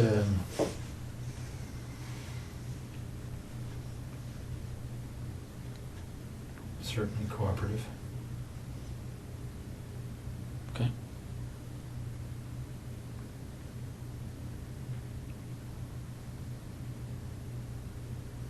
Cooperative can mean a number of different things. Was she excited about leaving with you? I mean, I don't want to be sarcastic, but... No, she just didn't put up too much of a fuss. Okay. Did she try and negotiate with you at all, or... No. What did she say? Well, I told her that I would let her go later on. Okay. So when you take her out of your house, is she still bound, or Yep. how is that done? Just hands behind her back. Okay. What about her feet? Anything there? No, she was walking freely. Okay. Barefoot, or... No, she had those brown suede shoes on that had been reported. Okay. So where does she sit in your truck when you get to the truck? Front seat, passenger side. Okay. And where do you go? Straight to Tweed. Straight to your house in Tweed, or straight Yeah. to just the town? Straight to the house. No stops anywhere? No. Okay.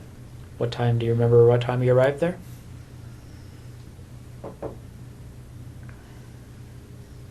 I don't exactly, but I'd say between 4:30 and 5:30. Okay. All right. When you were first there before she came home, do you remember, did anybody come to the door at all when you were in the house? Okay. No, I think somebody had come home, somebody had come to the house just before she did, because I thought it was her, but then they left. I was outside at the time. Did you see who that person was, or what kind of vehicle they were in, or anything? No. Saw the lights, I assumed it was her, and then all of a sudden they left, so I don't know what happened. Okay. Where were you when that first vehicle pulled up? In the back here. Okay. So you didn't have a view of the vehicle, you could just tell that there was a vehicle there, is that fair? Lights. Okay. So you get home, what, 4:35 you say? Hmm. Okay. And then what happens?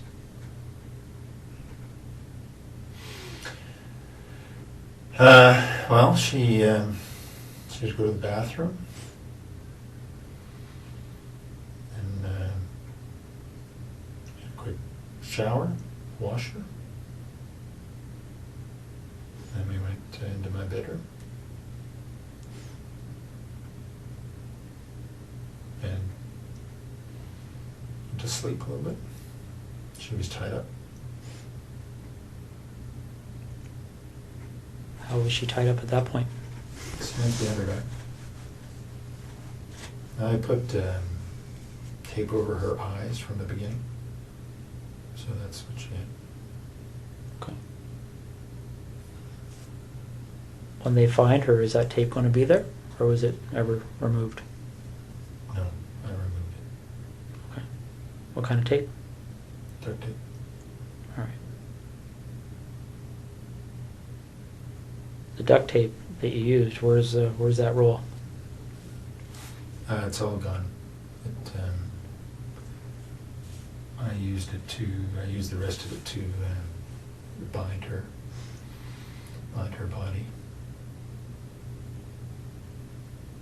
So, by all gone, is it with the body now? Mm. Okay. So you said, who went to sleep when you came home? You had a shower, or she had a shower? Well, we both got in. I washed her off after she'd been to the bathroom. We both went to sleep. But she was tied up and I tied the rope. So I could fall asleep a little bit and she could move without waking me up. Okay, I'm trying to picture how that would be. So the rope's tied to what on her? Just tied her hands behind her back. Okay.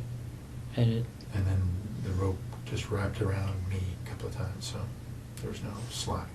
okay. Do you remember how long you slept for? Not long, maybe a couple hours. Do you know if she slept? I don't know. Okay. So you wake up and... And it wasn't, I mean, we were up and down, so it wasn't 2 hours straight. It was 2 hours in bed, but there wasn't much sleep, just lying there probably. So you get up from that, and what happens next?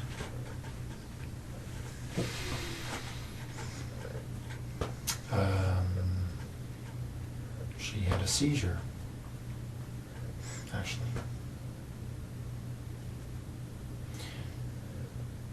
She felt it coming on, and because she'd had some before.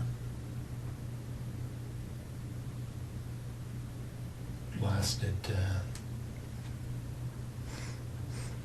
quite a while. Got her dressed, into the family room,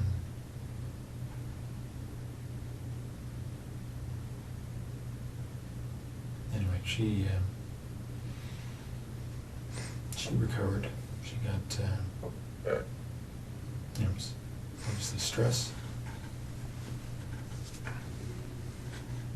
but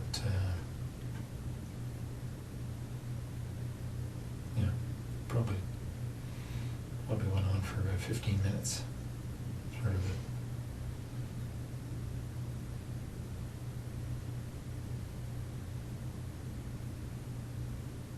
So, Yeah. how do you know she had them before? She told me.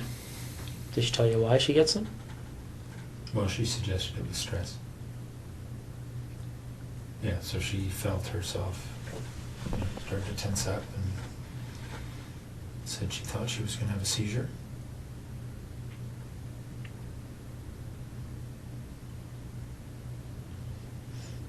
So she was It was,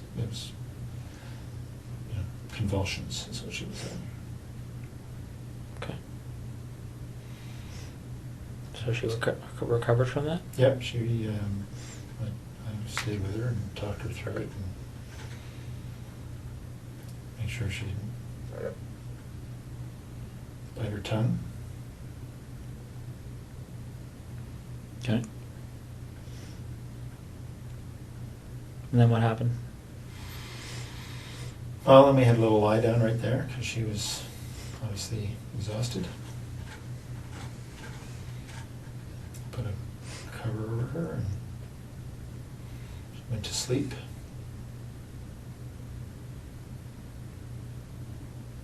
Wait for an hour or so. And I had told her earlier that before I let her go, I wanted to take some pictures of her in her underwear. And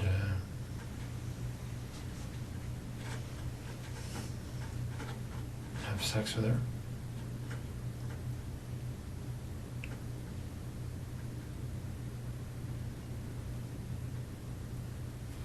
So after she'd had a rest for an hour or so, I had her put on a number of different outfits she had. I'm sorry? Put on a number, you know, pairs, panties, bra that she had. That Okay. I'd taken from the house. So she put those on and I took pictures. Okay. Are you in any of these pictures? Yep. What kind of images are you in?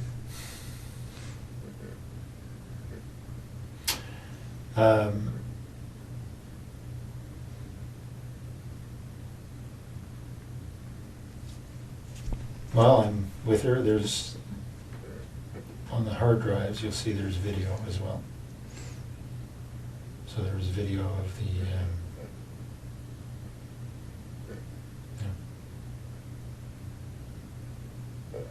Almost 4 hours, I guess. Of what?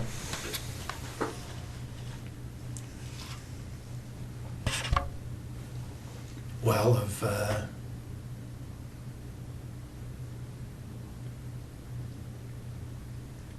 initially at her place of me raping her, and then so I was running the video and then taking still pictures. So the video pretty much covers everything. Okay. Did you use video at other places? At Manic Francis as well. Okay. And is that video on the hard drives? Yep. Same type of activity? Yep. Okay. Although I didn't have her put on any stuff. Okay.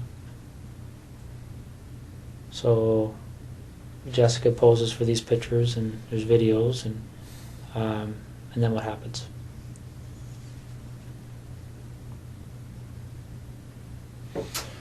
Then I got her dressed because she thought she was leaving. Got a bite to eat. Fruit. And then as we were walking out, I struck her on the back of the head. Okay. When did you decide to do that?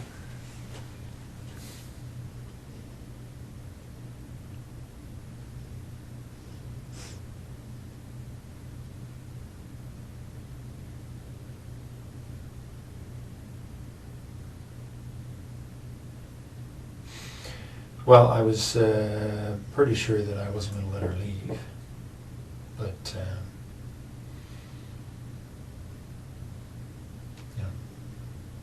the idea of striking her on the head was developed in the afternoon.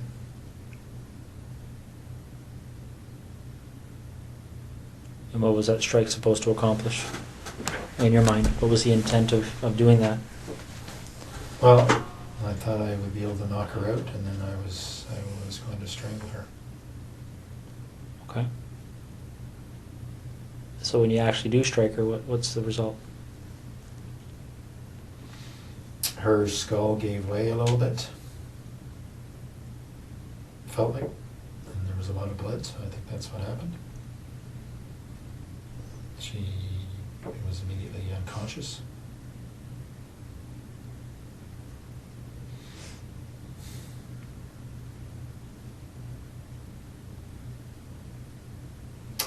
And then I strangled her. How'd you strangle her? The same rope. Just put her on her neck Okay. while she was unconscious.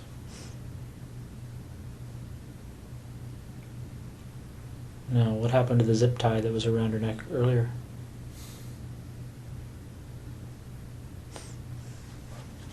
I took it off.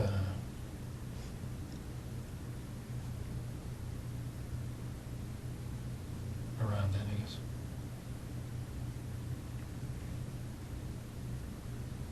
Did you take it off before you put the rope around her neck, or after, or do you remember? After she was dead. Oh, okay. So the zip tie was around her neck while you used the rope? Mm-hmm. Okay. Did you leave the rope around her neck? No. Okay. And how did you know she was dead?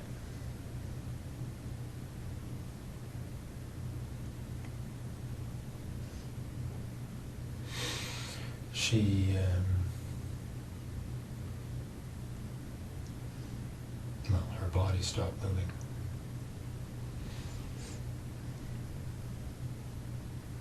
Okay. So what did you do after that? I bound her up to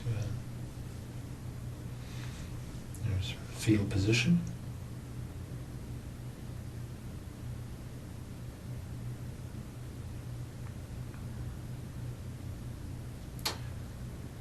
And cleaned up the floor.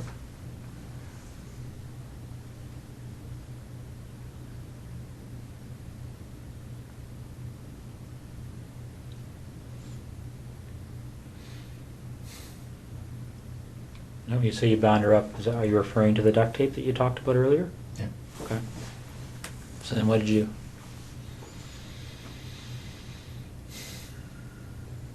I put her in the garage. It was very cold.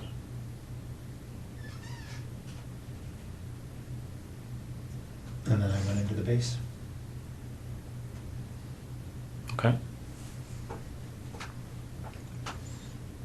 Why'd you go to the base?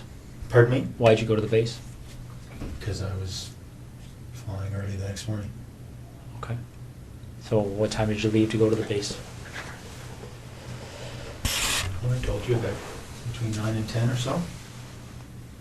On the Friday night? Yeah. Okay. So you fly, and Then I drove home to Ottawa. so which night would you? Saturday night. So you land, and what time are you landing? 6:30. Okay. Saturday night. Did you go by the house in Tweed on your way to Ottawa? Or? No. So you drove straight home to Yeah. Ottawa? What time did you get there at? Do you remember? Sometime before midnight. I can't quite remember, but I think I went into the office first, did some work. So I think I got home to Ottawa just before midnight, something like that. I think. Not sure. I slept for a little bit at the Tim Hortons in Brockville. So it might be later. I honestly can't remember when I got to Ottawa, but Okay. yeah, midnight-ish, Saturday. Mm-hmm.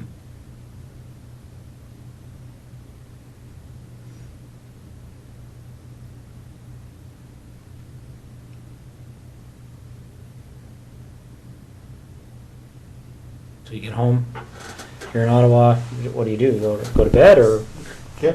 stay up? Okay. So then what do you do the next day? Well, my wife and I did some stuff. I can't remember what was going on that day. You know, putting together the new house. And I headed back to Tweed that night. Mm-hmm. Is that right? Sorry.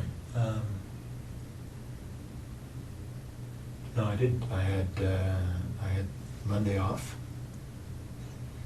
That's right. I had Monday off, and then I was visiting one of the units in Ottawa on Tuesday. So I didn't head back to Tweed till Tuesday night. Okay.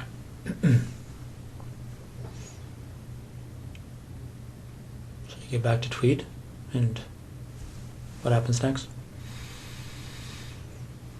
I took Jessica's body to that spot. Okay. That happened on Tuesday night? Just this past Tuesday, obviously. Yeah. Okay. Do you remember what time that was? It was pretty late. It was midnight-ish. I'd say between midnight and 1 on Wednesday morning. Okay. What made you decide to measure that distance, that 0.7 kilometers? That's just the way I am. Numbers. I have to know the numbers. Okay.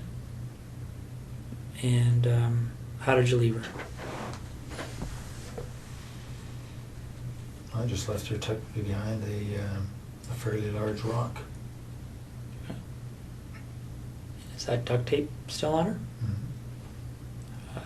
And what else is on her? A couple of towels wrapped around her head, and the top and pants. She was wearing jeans.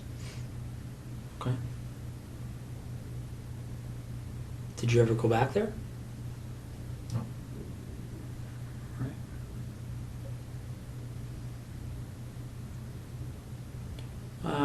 What other type of cleaning and things like that did you do? Anything else to kind of cover your tracks that you can think of?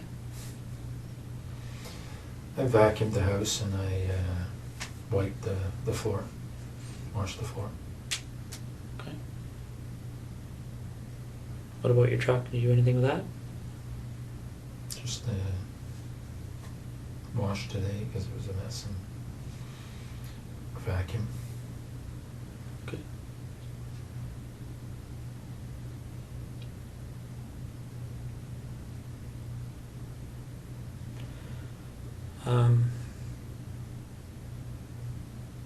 So Marie France, when did it first occur to you to go to her house?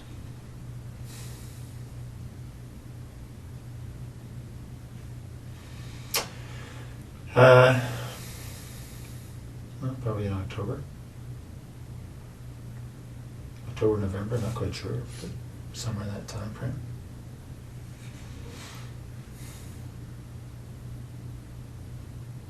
And do you remember why you thought to do that?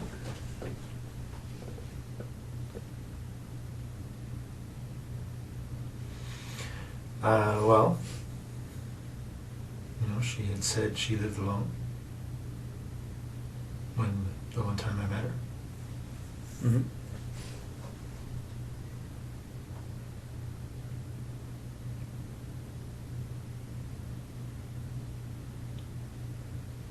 Yeah.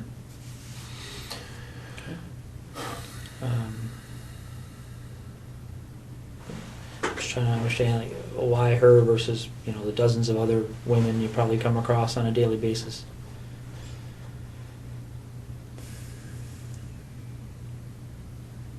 I don't know.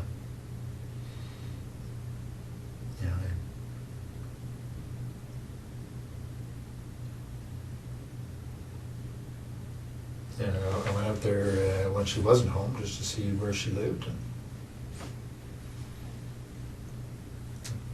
When did you do that? couple of nights before. How did you know her address? There's a nominal roll for the base. Okay. So when you go out there a couple of nights before, do you remember what night that was? When you were there first time? I don't, but it was within 2 or 3 nights, I think. Okay. Probably, well, no more than 4 anyway, something like that.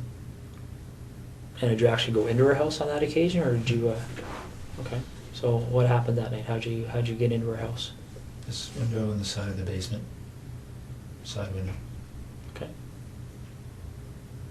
And just to back step a bit, how did you get to her house that first night you went there? I drove. What did you drive? I think I drove my truck. Okay. Finder. Do you remember where you parked it? Yep, I parked it. There's a bit of a division in the residential areas there. I parked it on another side, 600-700 meters away. Okay. So not on her street, on a different street? Do you remember what street you parked on? No, but it's actually might be the same street, but there's an interruption in the street where there's a construction zone, so there's a pathway in between, so I think it's probably the same street. Okay. So you go to her house, and when you went there that night, did you know that she was away? I'm not sure if I knew entirely, but I think I thought she was away. Okay. Is that based on her schedule, or how would you know that? Well, because I fly with the squadron, I have access to the schedule, and Okay. it's a slightly different schedule she has, but that's probably how I know. You don't know for sure? I think that's probably how I know. Okay. So you go to her house, Mhm. and what do you do that night, the first night? I looked around and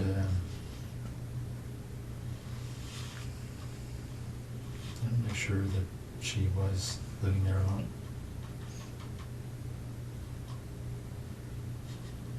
And I'm sorry, did you say, I can't remember if you said, how did you get in? Same way. It's about side basement window. Side basement window? Okay. Do you remember what kind of window it is? Like what made it, Well, I just noticed it was, the flashlight, I could see that it was not locked. It had been opened slightly. So I removed the screen, slid it open, went in. okay. So you go in and you're in her house, figuring out she lives alone, and do you do anything that night? Yeah, I was playing with her underwear. You mean playing with her underwear?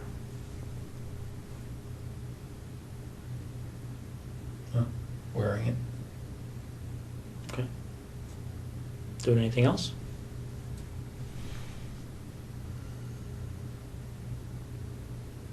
No, I didn't touch her stuff.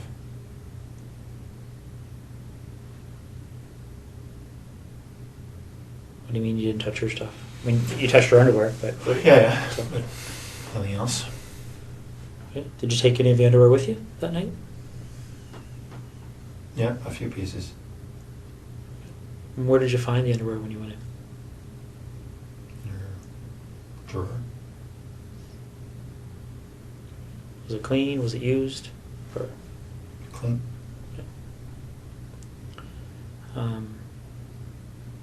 anything else you can remember doing that evening? That you... No. All right. So, after that first visit, did you return again before meeting up with her? No. Okay. So, which day did you go to her house when she was there? Well, the night before I went to Ottawa, so I think that was Monday night.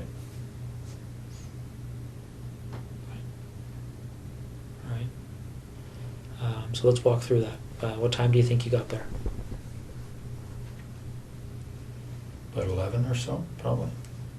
10:30, 11. Okay.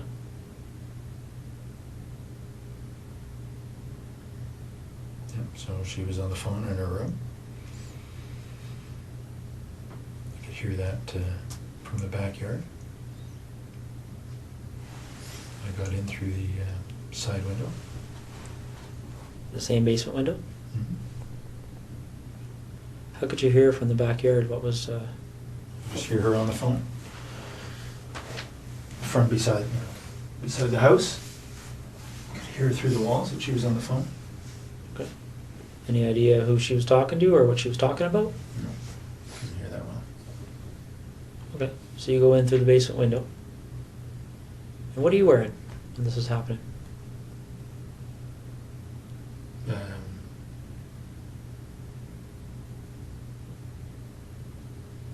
Sweatshirt and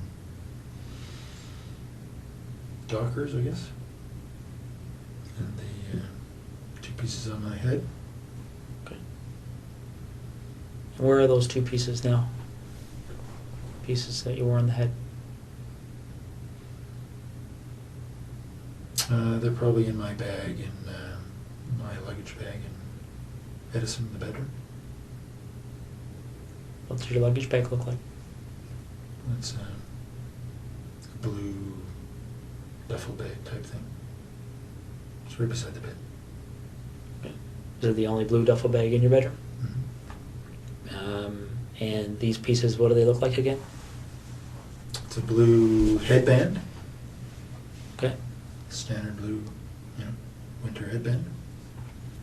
And black skull cap type thing.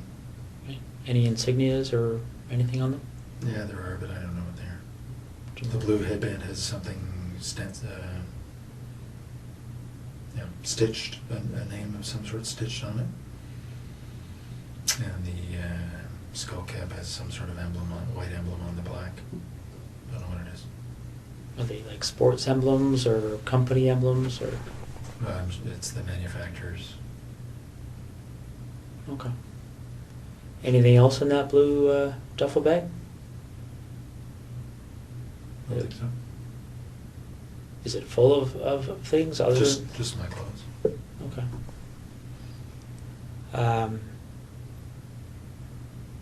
So you go in, do you remember what you had on your feet? In the house there? When you went to Marie France's house? No, I don't. Probably running shoes. There wasn't snow on the ground. So you go in and you're in the basement. And whereabouts in the basement are you? By the furnace. Okay. And what are you doing? What's your sort of plan at that point? I was waiting for her to go to bed. Okay. And how long did that take? Well, she didn't. Because then she came down looking for the cat. All right. And what happens next? Well, as I described, I subdued her. Gave her the flashlight. Got essentially wrestled her to the ground and tied her up.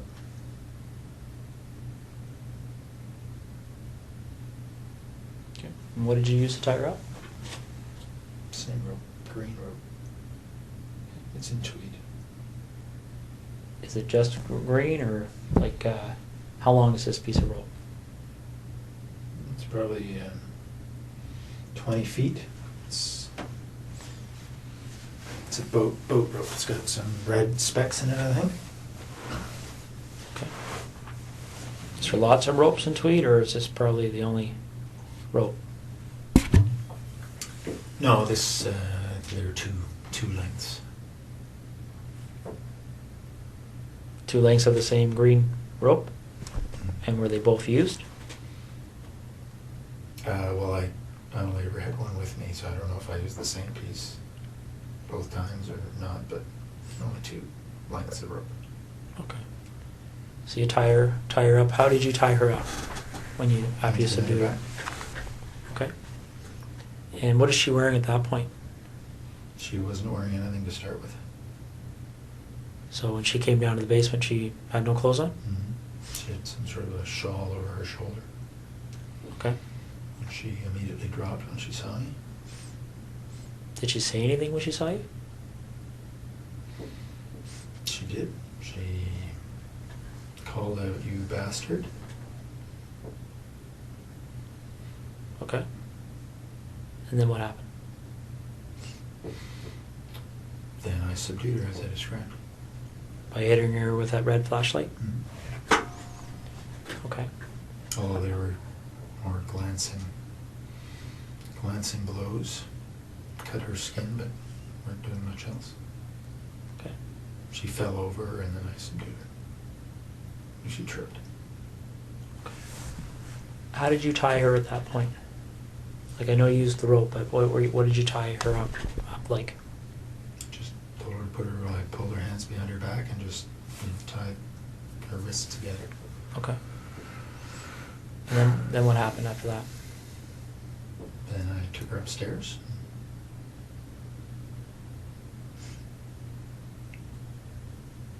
Did she go upstairs under her own power, or did you carry her? No, she passed out on the stairs. And then I carried her up. Why do you think she passed out? I expect from the hits to her head. So you carried her up to where? To her bedroom, put her on the bed. Okay. And then what happened?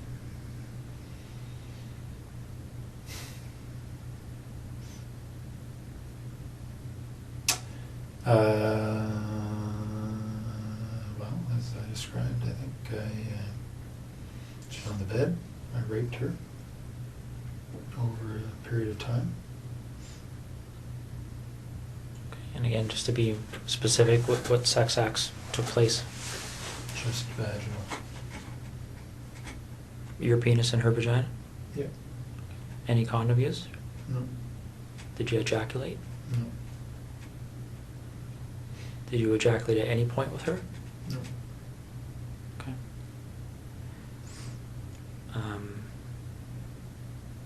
But just before I forget, I think I asked you, don't mean to bounce around on you here, Russ, but with Jessica, I asked you about ejaculation. You said you didn't at that point. When did you ejaculate with Jessica? The second time or third time that I had her for oral sex. And was that at her residence or yours? Hers. Okay. Any other times that you ejaculated with her? No. Okay. When you ejaculated with Jessica, did you use anything to clean up, or? No. No? What happened to the ejaculate? She swallowed it. So getting back to Marie France, it's just straight vaginal sex, no condom, no ejaculation. Is that right? Yeah. Okay. How long does that go for? Like, how long were you engaged in that activity? Well, hour and a half, 2 hours, I guess. Okay. And then what happens next? Well, as I described, I suffocated her using duct tape.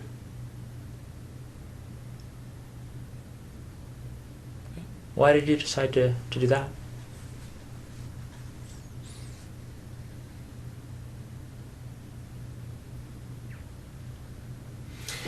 Well, again, because of the pictures. As I described to you, it would have, it was going to be a pretty straight line back to Tweed.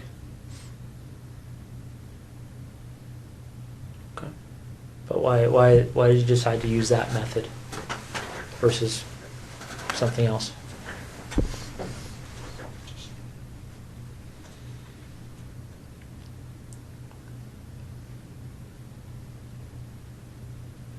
I had thought about strangling her earlier.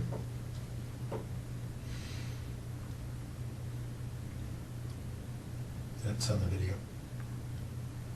What is? My, well, it was a short-lived attempt because she struggled quite a bit. And then I decided that I needed to suffocate her. So it was a short-lived attempt at strangling her? And what's on the video, the suffocation or the strangling? Well, just me putting my hand on her throat.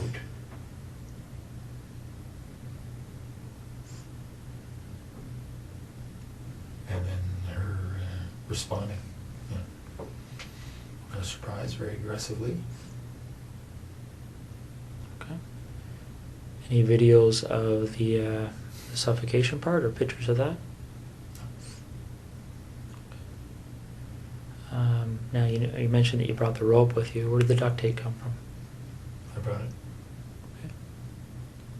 Okay. And what did you do with it afterwards? I think it stayed in tweed. What color of duct tape are we talking about? I know it comes in a variety of colors, but Gray. gray.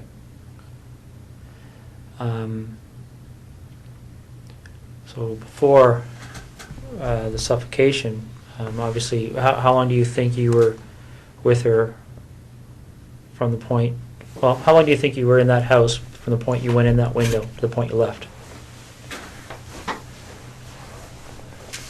Probably 4 hours.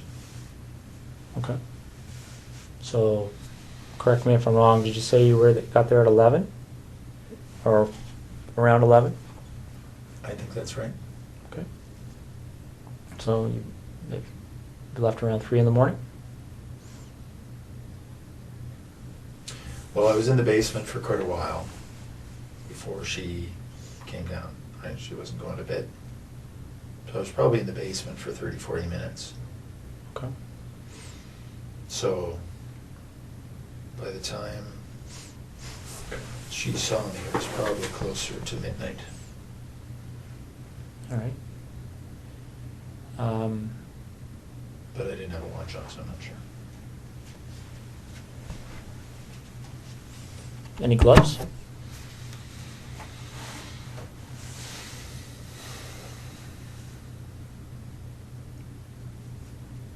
I don't think so. Did you wear gloves with Jessica? Only to get in the house. It was a very cold night. And what about the 2 women in tweed? No gloves.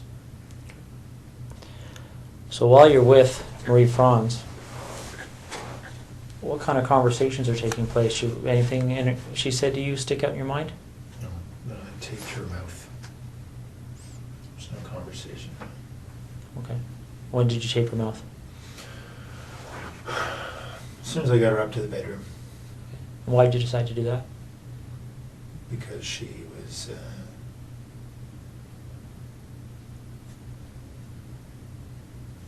quite aggressive. In what way? I was confident she would have screamed given the chance. What way But was she did initially.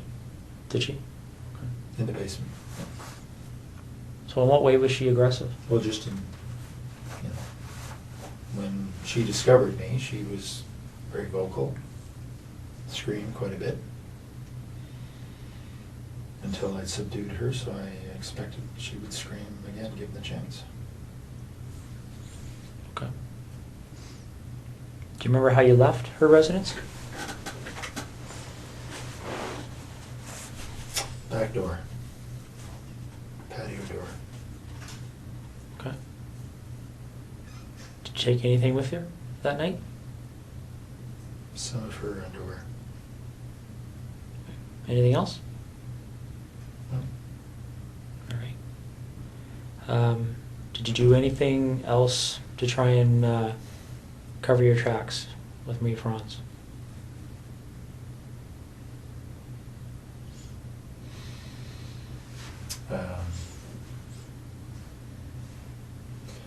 Well, I had turned off my BlackBerry before I left Trenton.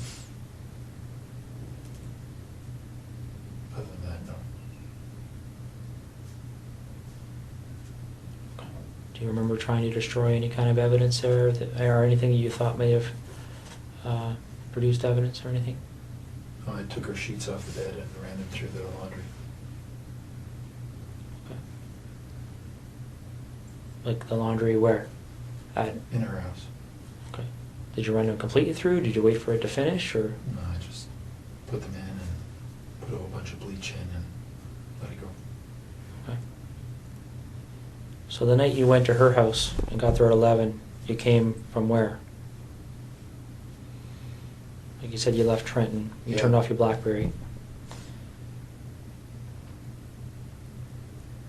You talking about the base, or are you talking about where did you leave to go to her house?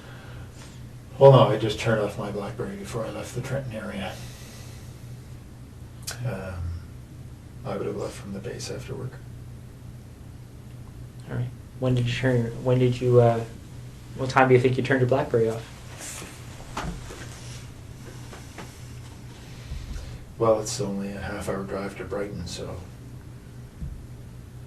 yeah, probably in the 9:30 range. Okay. Do you remember what time you would have turned it back on? And I was back on the 401 heading to Ottawa the next morning. What time would that have been? So 6 plus or minus 30 minutes. Okay. So you leave her house 3-ish. No, I think it was later than that. So the 4 hours obviously was. I think I went in about 11. Was in the basement for quite a while. Probably left her house closer to 4:30, somewhere there. Okay. And where do you go? I drove to Ottawa. Straight to Ottawa? Yeah. Did you go by your house in Tweed or anything, or did you just go straight? No. Remember what route you took? Yeah. 401, but from her place, I think I went straight north on whatever the road is that goes straight through Brighton up to the 401, hit the 401 and headed east. Okay. And so you're going to, what's the meeting you're having that day in Ottawa? Remind me. It's a meeting on the C-17 acquisition project. Okay. And who ran that meeting? The project manager, Miss Sue Hale. Okay. Is that the only meeting around that time period you would have went to on that issue with Sue Hale? Hmm? There wasn't like a weekly meeting or anything like that? Okay. No, this is sort of a quarterly. All right. So the night this happened, where did you park that night? As I said, across the gravel little roadway, it's probably the same road. Okay. Similar location to the first night? Yep. All right. Same vehicle? Yeah, truck. Okay. All right. Okay, let's talk about seeing as we're going backwards in time here, why don't we talk about the second incident in Tweed? With Laurie Massacati. One that's at 76 Cozy Cove.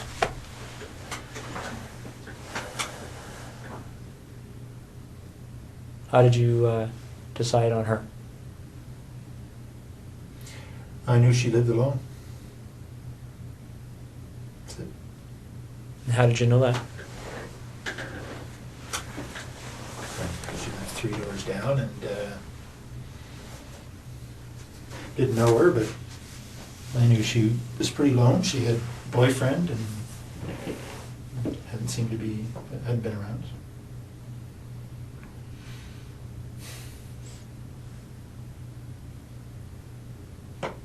You know, looked in the window and she was alone. So she had a boyfriend, but he wasn't too frequent? Okay. Well, he was. She told me that they were fighting, so that's why he hadn't been there. Okay. So,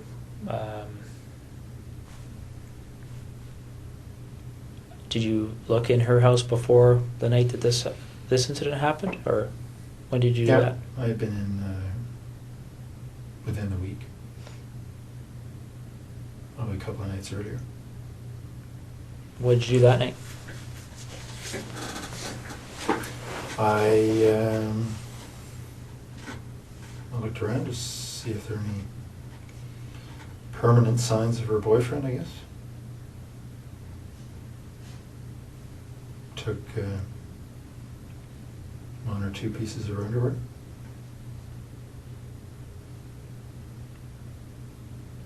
That's all. Okay. So the night you go there, when the incident happens, do you remember what time that was? It was pretty late. I probably got into the house around midnight. She was asleep on the couch. Well, I didn't know that, but I knew she was in there. And how'd you get in, sorry?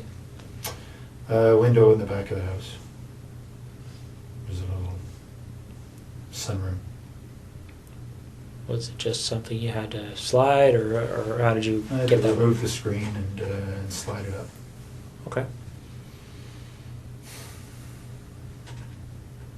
So I got into the house and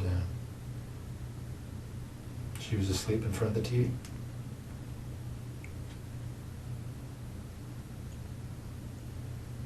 Wearing anything on your face that night? Yeah, same things. Okay. The headband and the cap? Okay. What kind of clothes did you have on? Just dark sweatshirt or pants. Right. So she's asleep on the couch, you're in there, and then what happens? We have been through this, eh? I know. I struck her with the flashlight, thinking it would knock her out. It didn't. We struggled. I subdued her. Took some pictures. Left. It's probably in the house about 2.5 hours. It's a pretty short description for 2.5 hours. Well, we talked. I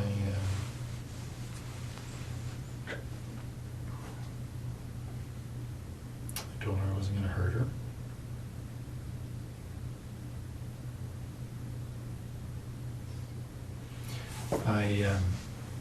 I told her that there were other guys in the house robbing her. My job was just to control her.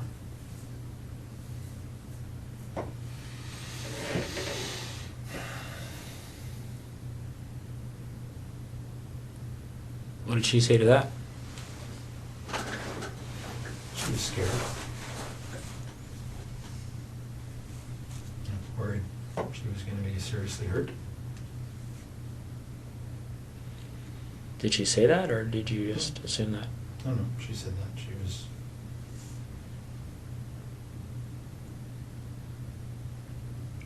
was worried she was going to be killed. I said, I'm not going to kill him.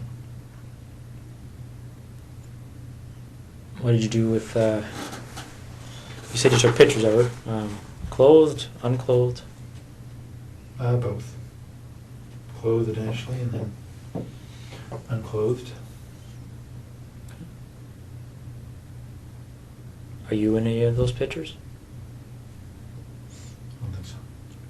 You just took them of her? What kind of camera are you using, by the way? It's a digital Sony.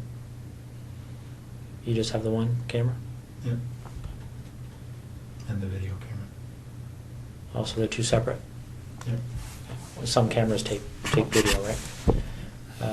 And where is the camera and the video camera? In Tweed. Is it the only camera and video camera in that house? Yep. Okay. All right. So you take pictures of her, and how do you end up leaving? Like you. I just told her to, I don't know, count or wait for a number of minutes before she called the police. Okay. And did you leave immediately, or did you stay there for a while, Oh, no, I left. see what she was going to do, or? I left. Okay. And where do you go? Home. Straight home? Mhm. Okay. Did you wait to see if the police showed up or anything, or? No. Well, I mean, it's, So what did you do when you got a home? couple hundred feet. I went to sleep. Okay. And what did you do the next day? Went to work. Normal time. Okay. A couple hours later.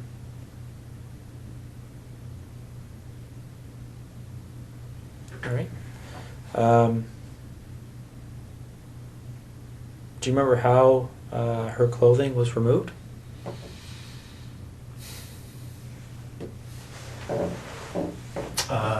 Well, because her hands were tied behind her back, I think I cut off her top and then pulled off her bottom. What did you use to cut her top?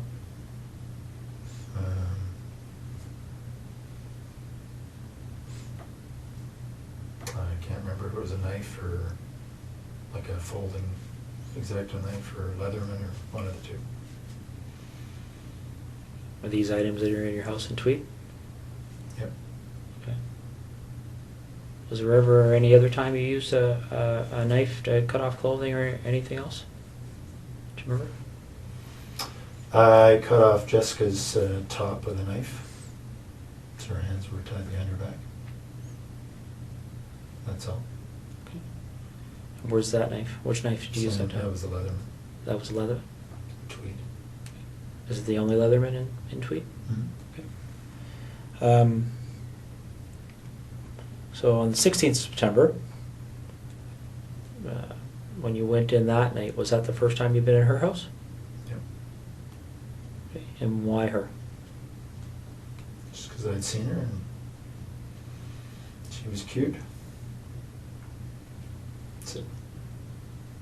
Okay. So there was no... you didn't go into her house before that night? No. All right. So you go in, and how'd you get into her house? Side window. Was not locked. Cut the screen, slid the window, crawled in. Okay. And what you wearing? Same. Sweatshirt, dark pants. The same hat and... Mhm. Okay. And where do you find... In bed, asleep. Okay. And what do you do? Stood over her for a while and I hit her on the left side of her head just with my hand. Just woke her up. We struggled.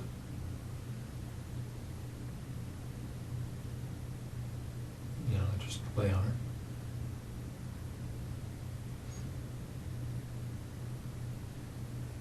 And very much like I described a little bit ago, took off her, pulled her top down, and took off her pants, took some pictures, left.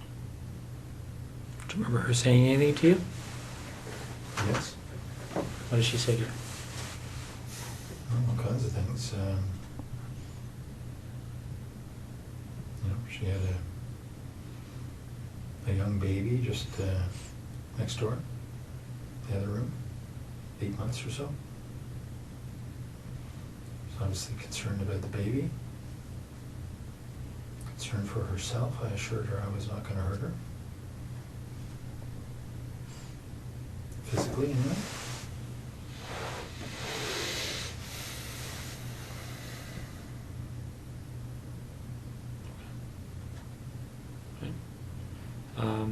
Any underwear taken from or Lori? Yep, both. And where would they be located? In Tweed.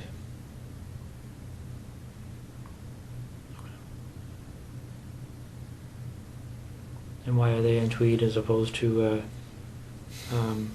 Marie Franz and Jessica's underwear?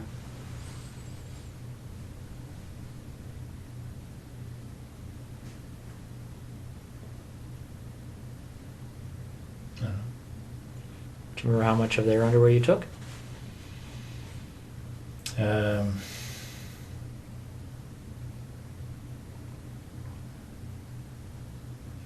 Not very much from Lori. Did they know that you took their underwear? I don't know. You didn't discuss it with them or anything?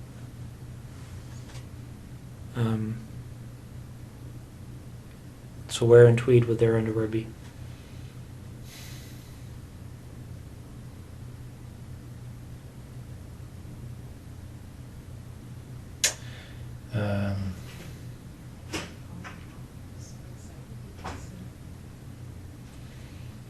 In the there's a laundry room area, Okay. just between the house and the garage. Right?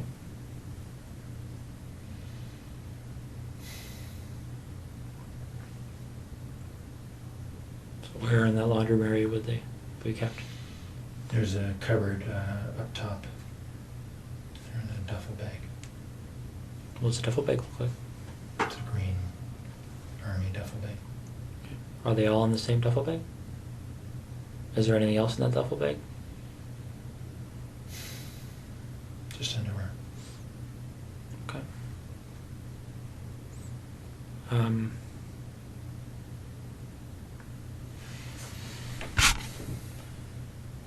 When these pictures are looked at, you talked about being in Marie Franz's underwear on the first night you went in. Did you take photographs of that? Yep. What about anybody else's underwear? Yep. Photos. Of you in their underwear? Mm-hmm. And where were those photos taken?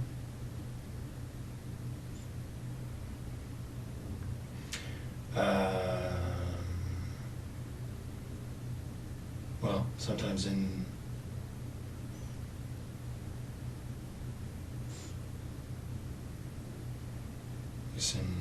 Marie France's case, in her house.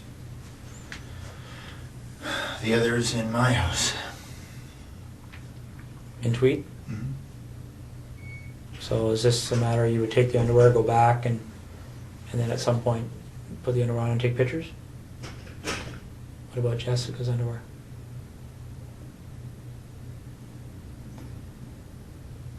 She's only her, right? So you don't have pictures of you and her underwear? No. All right.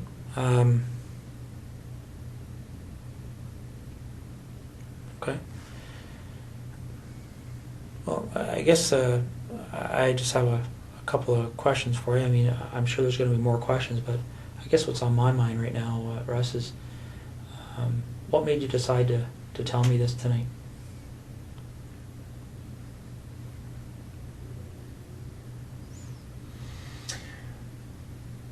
Mostly to make my wife's life easier.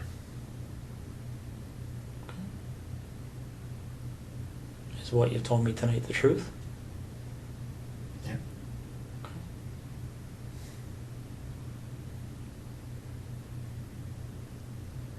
How do you feel about what you've done? Like what?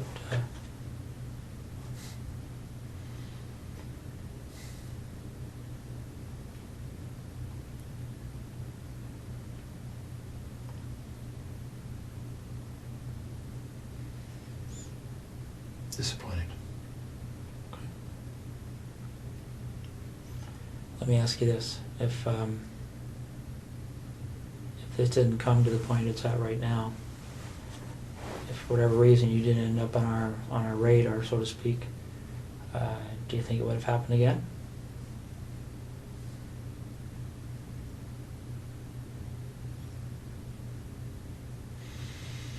I was hoping not, but I can't answer the question. Okay. Not too much here, Russ, just a few details that I wanted to cover off. Specifically dealing with Marie France. In the basement of her house, there's a hole in the drywall. Do you recall how that happened?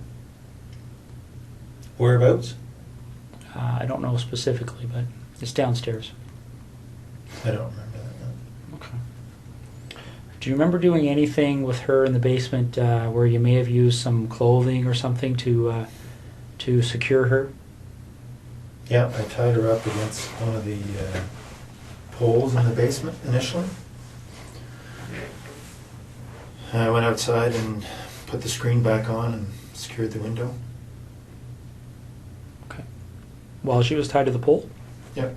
And what was your thinking behind doing that at that point? Just to cover up how I'd come in. Okay. Now, by the time she's tied to that pole, is that in the very initial few minutes kind of thing of the confrontation, or? That was shortly after I'd subdued her and tied her up, yes. Okay. Does she have the duct tape on her mouth yet?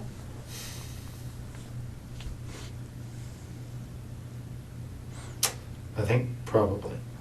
Okay. The pictures will show it. All right. Now, in the upstairs bathroom, by her bedroom, there's looks like something's occurred in there. Do you remember that? Yep. What happened there?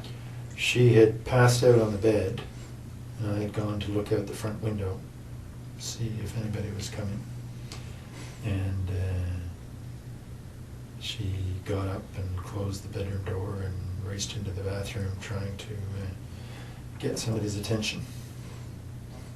But her mouth was taped and her hands were tied. Okay.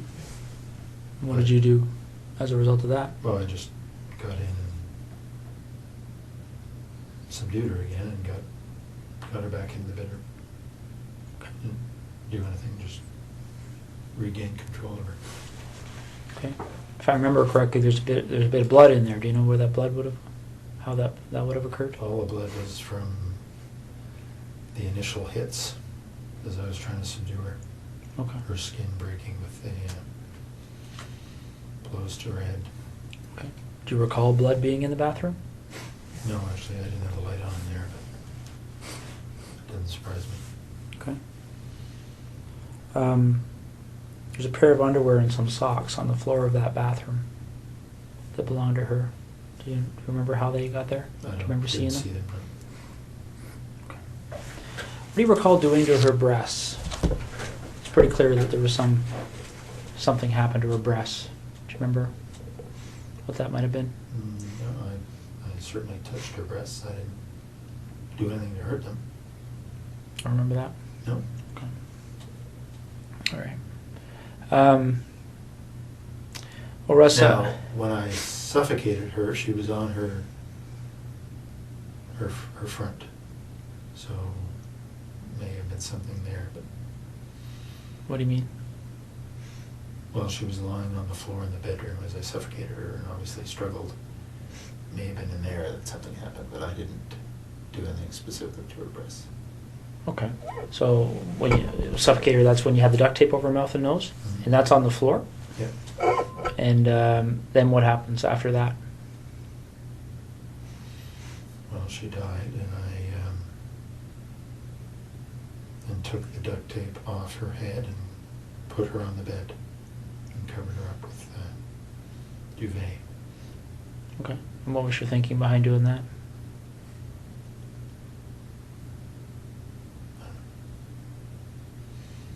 Nothing really.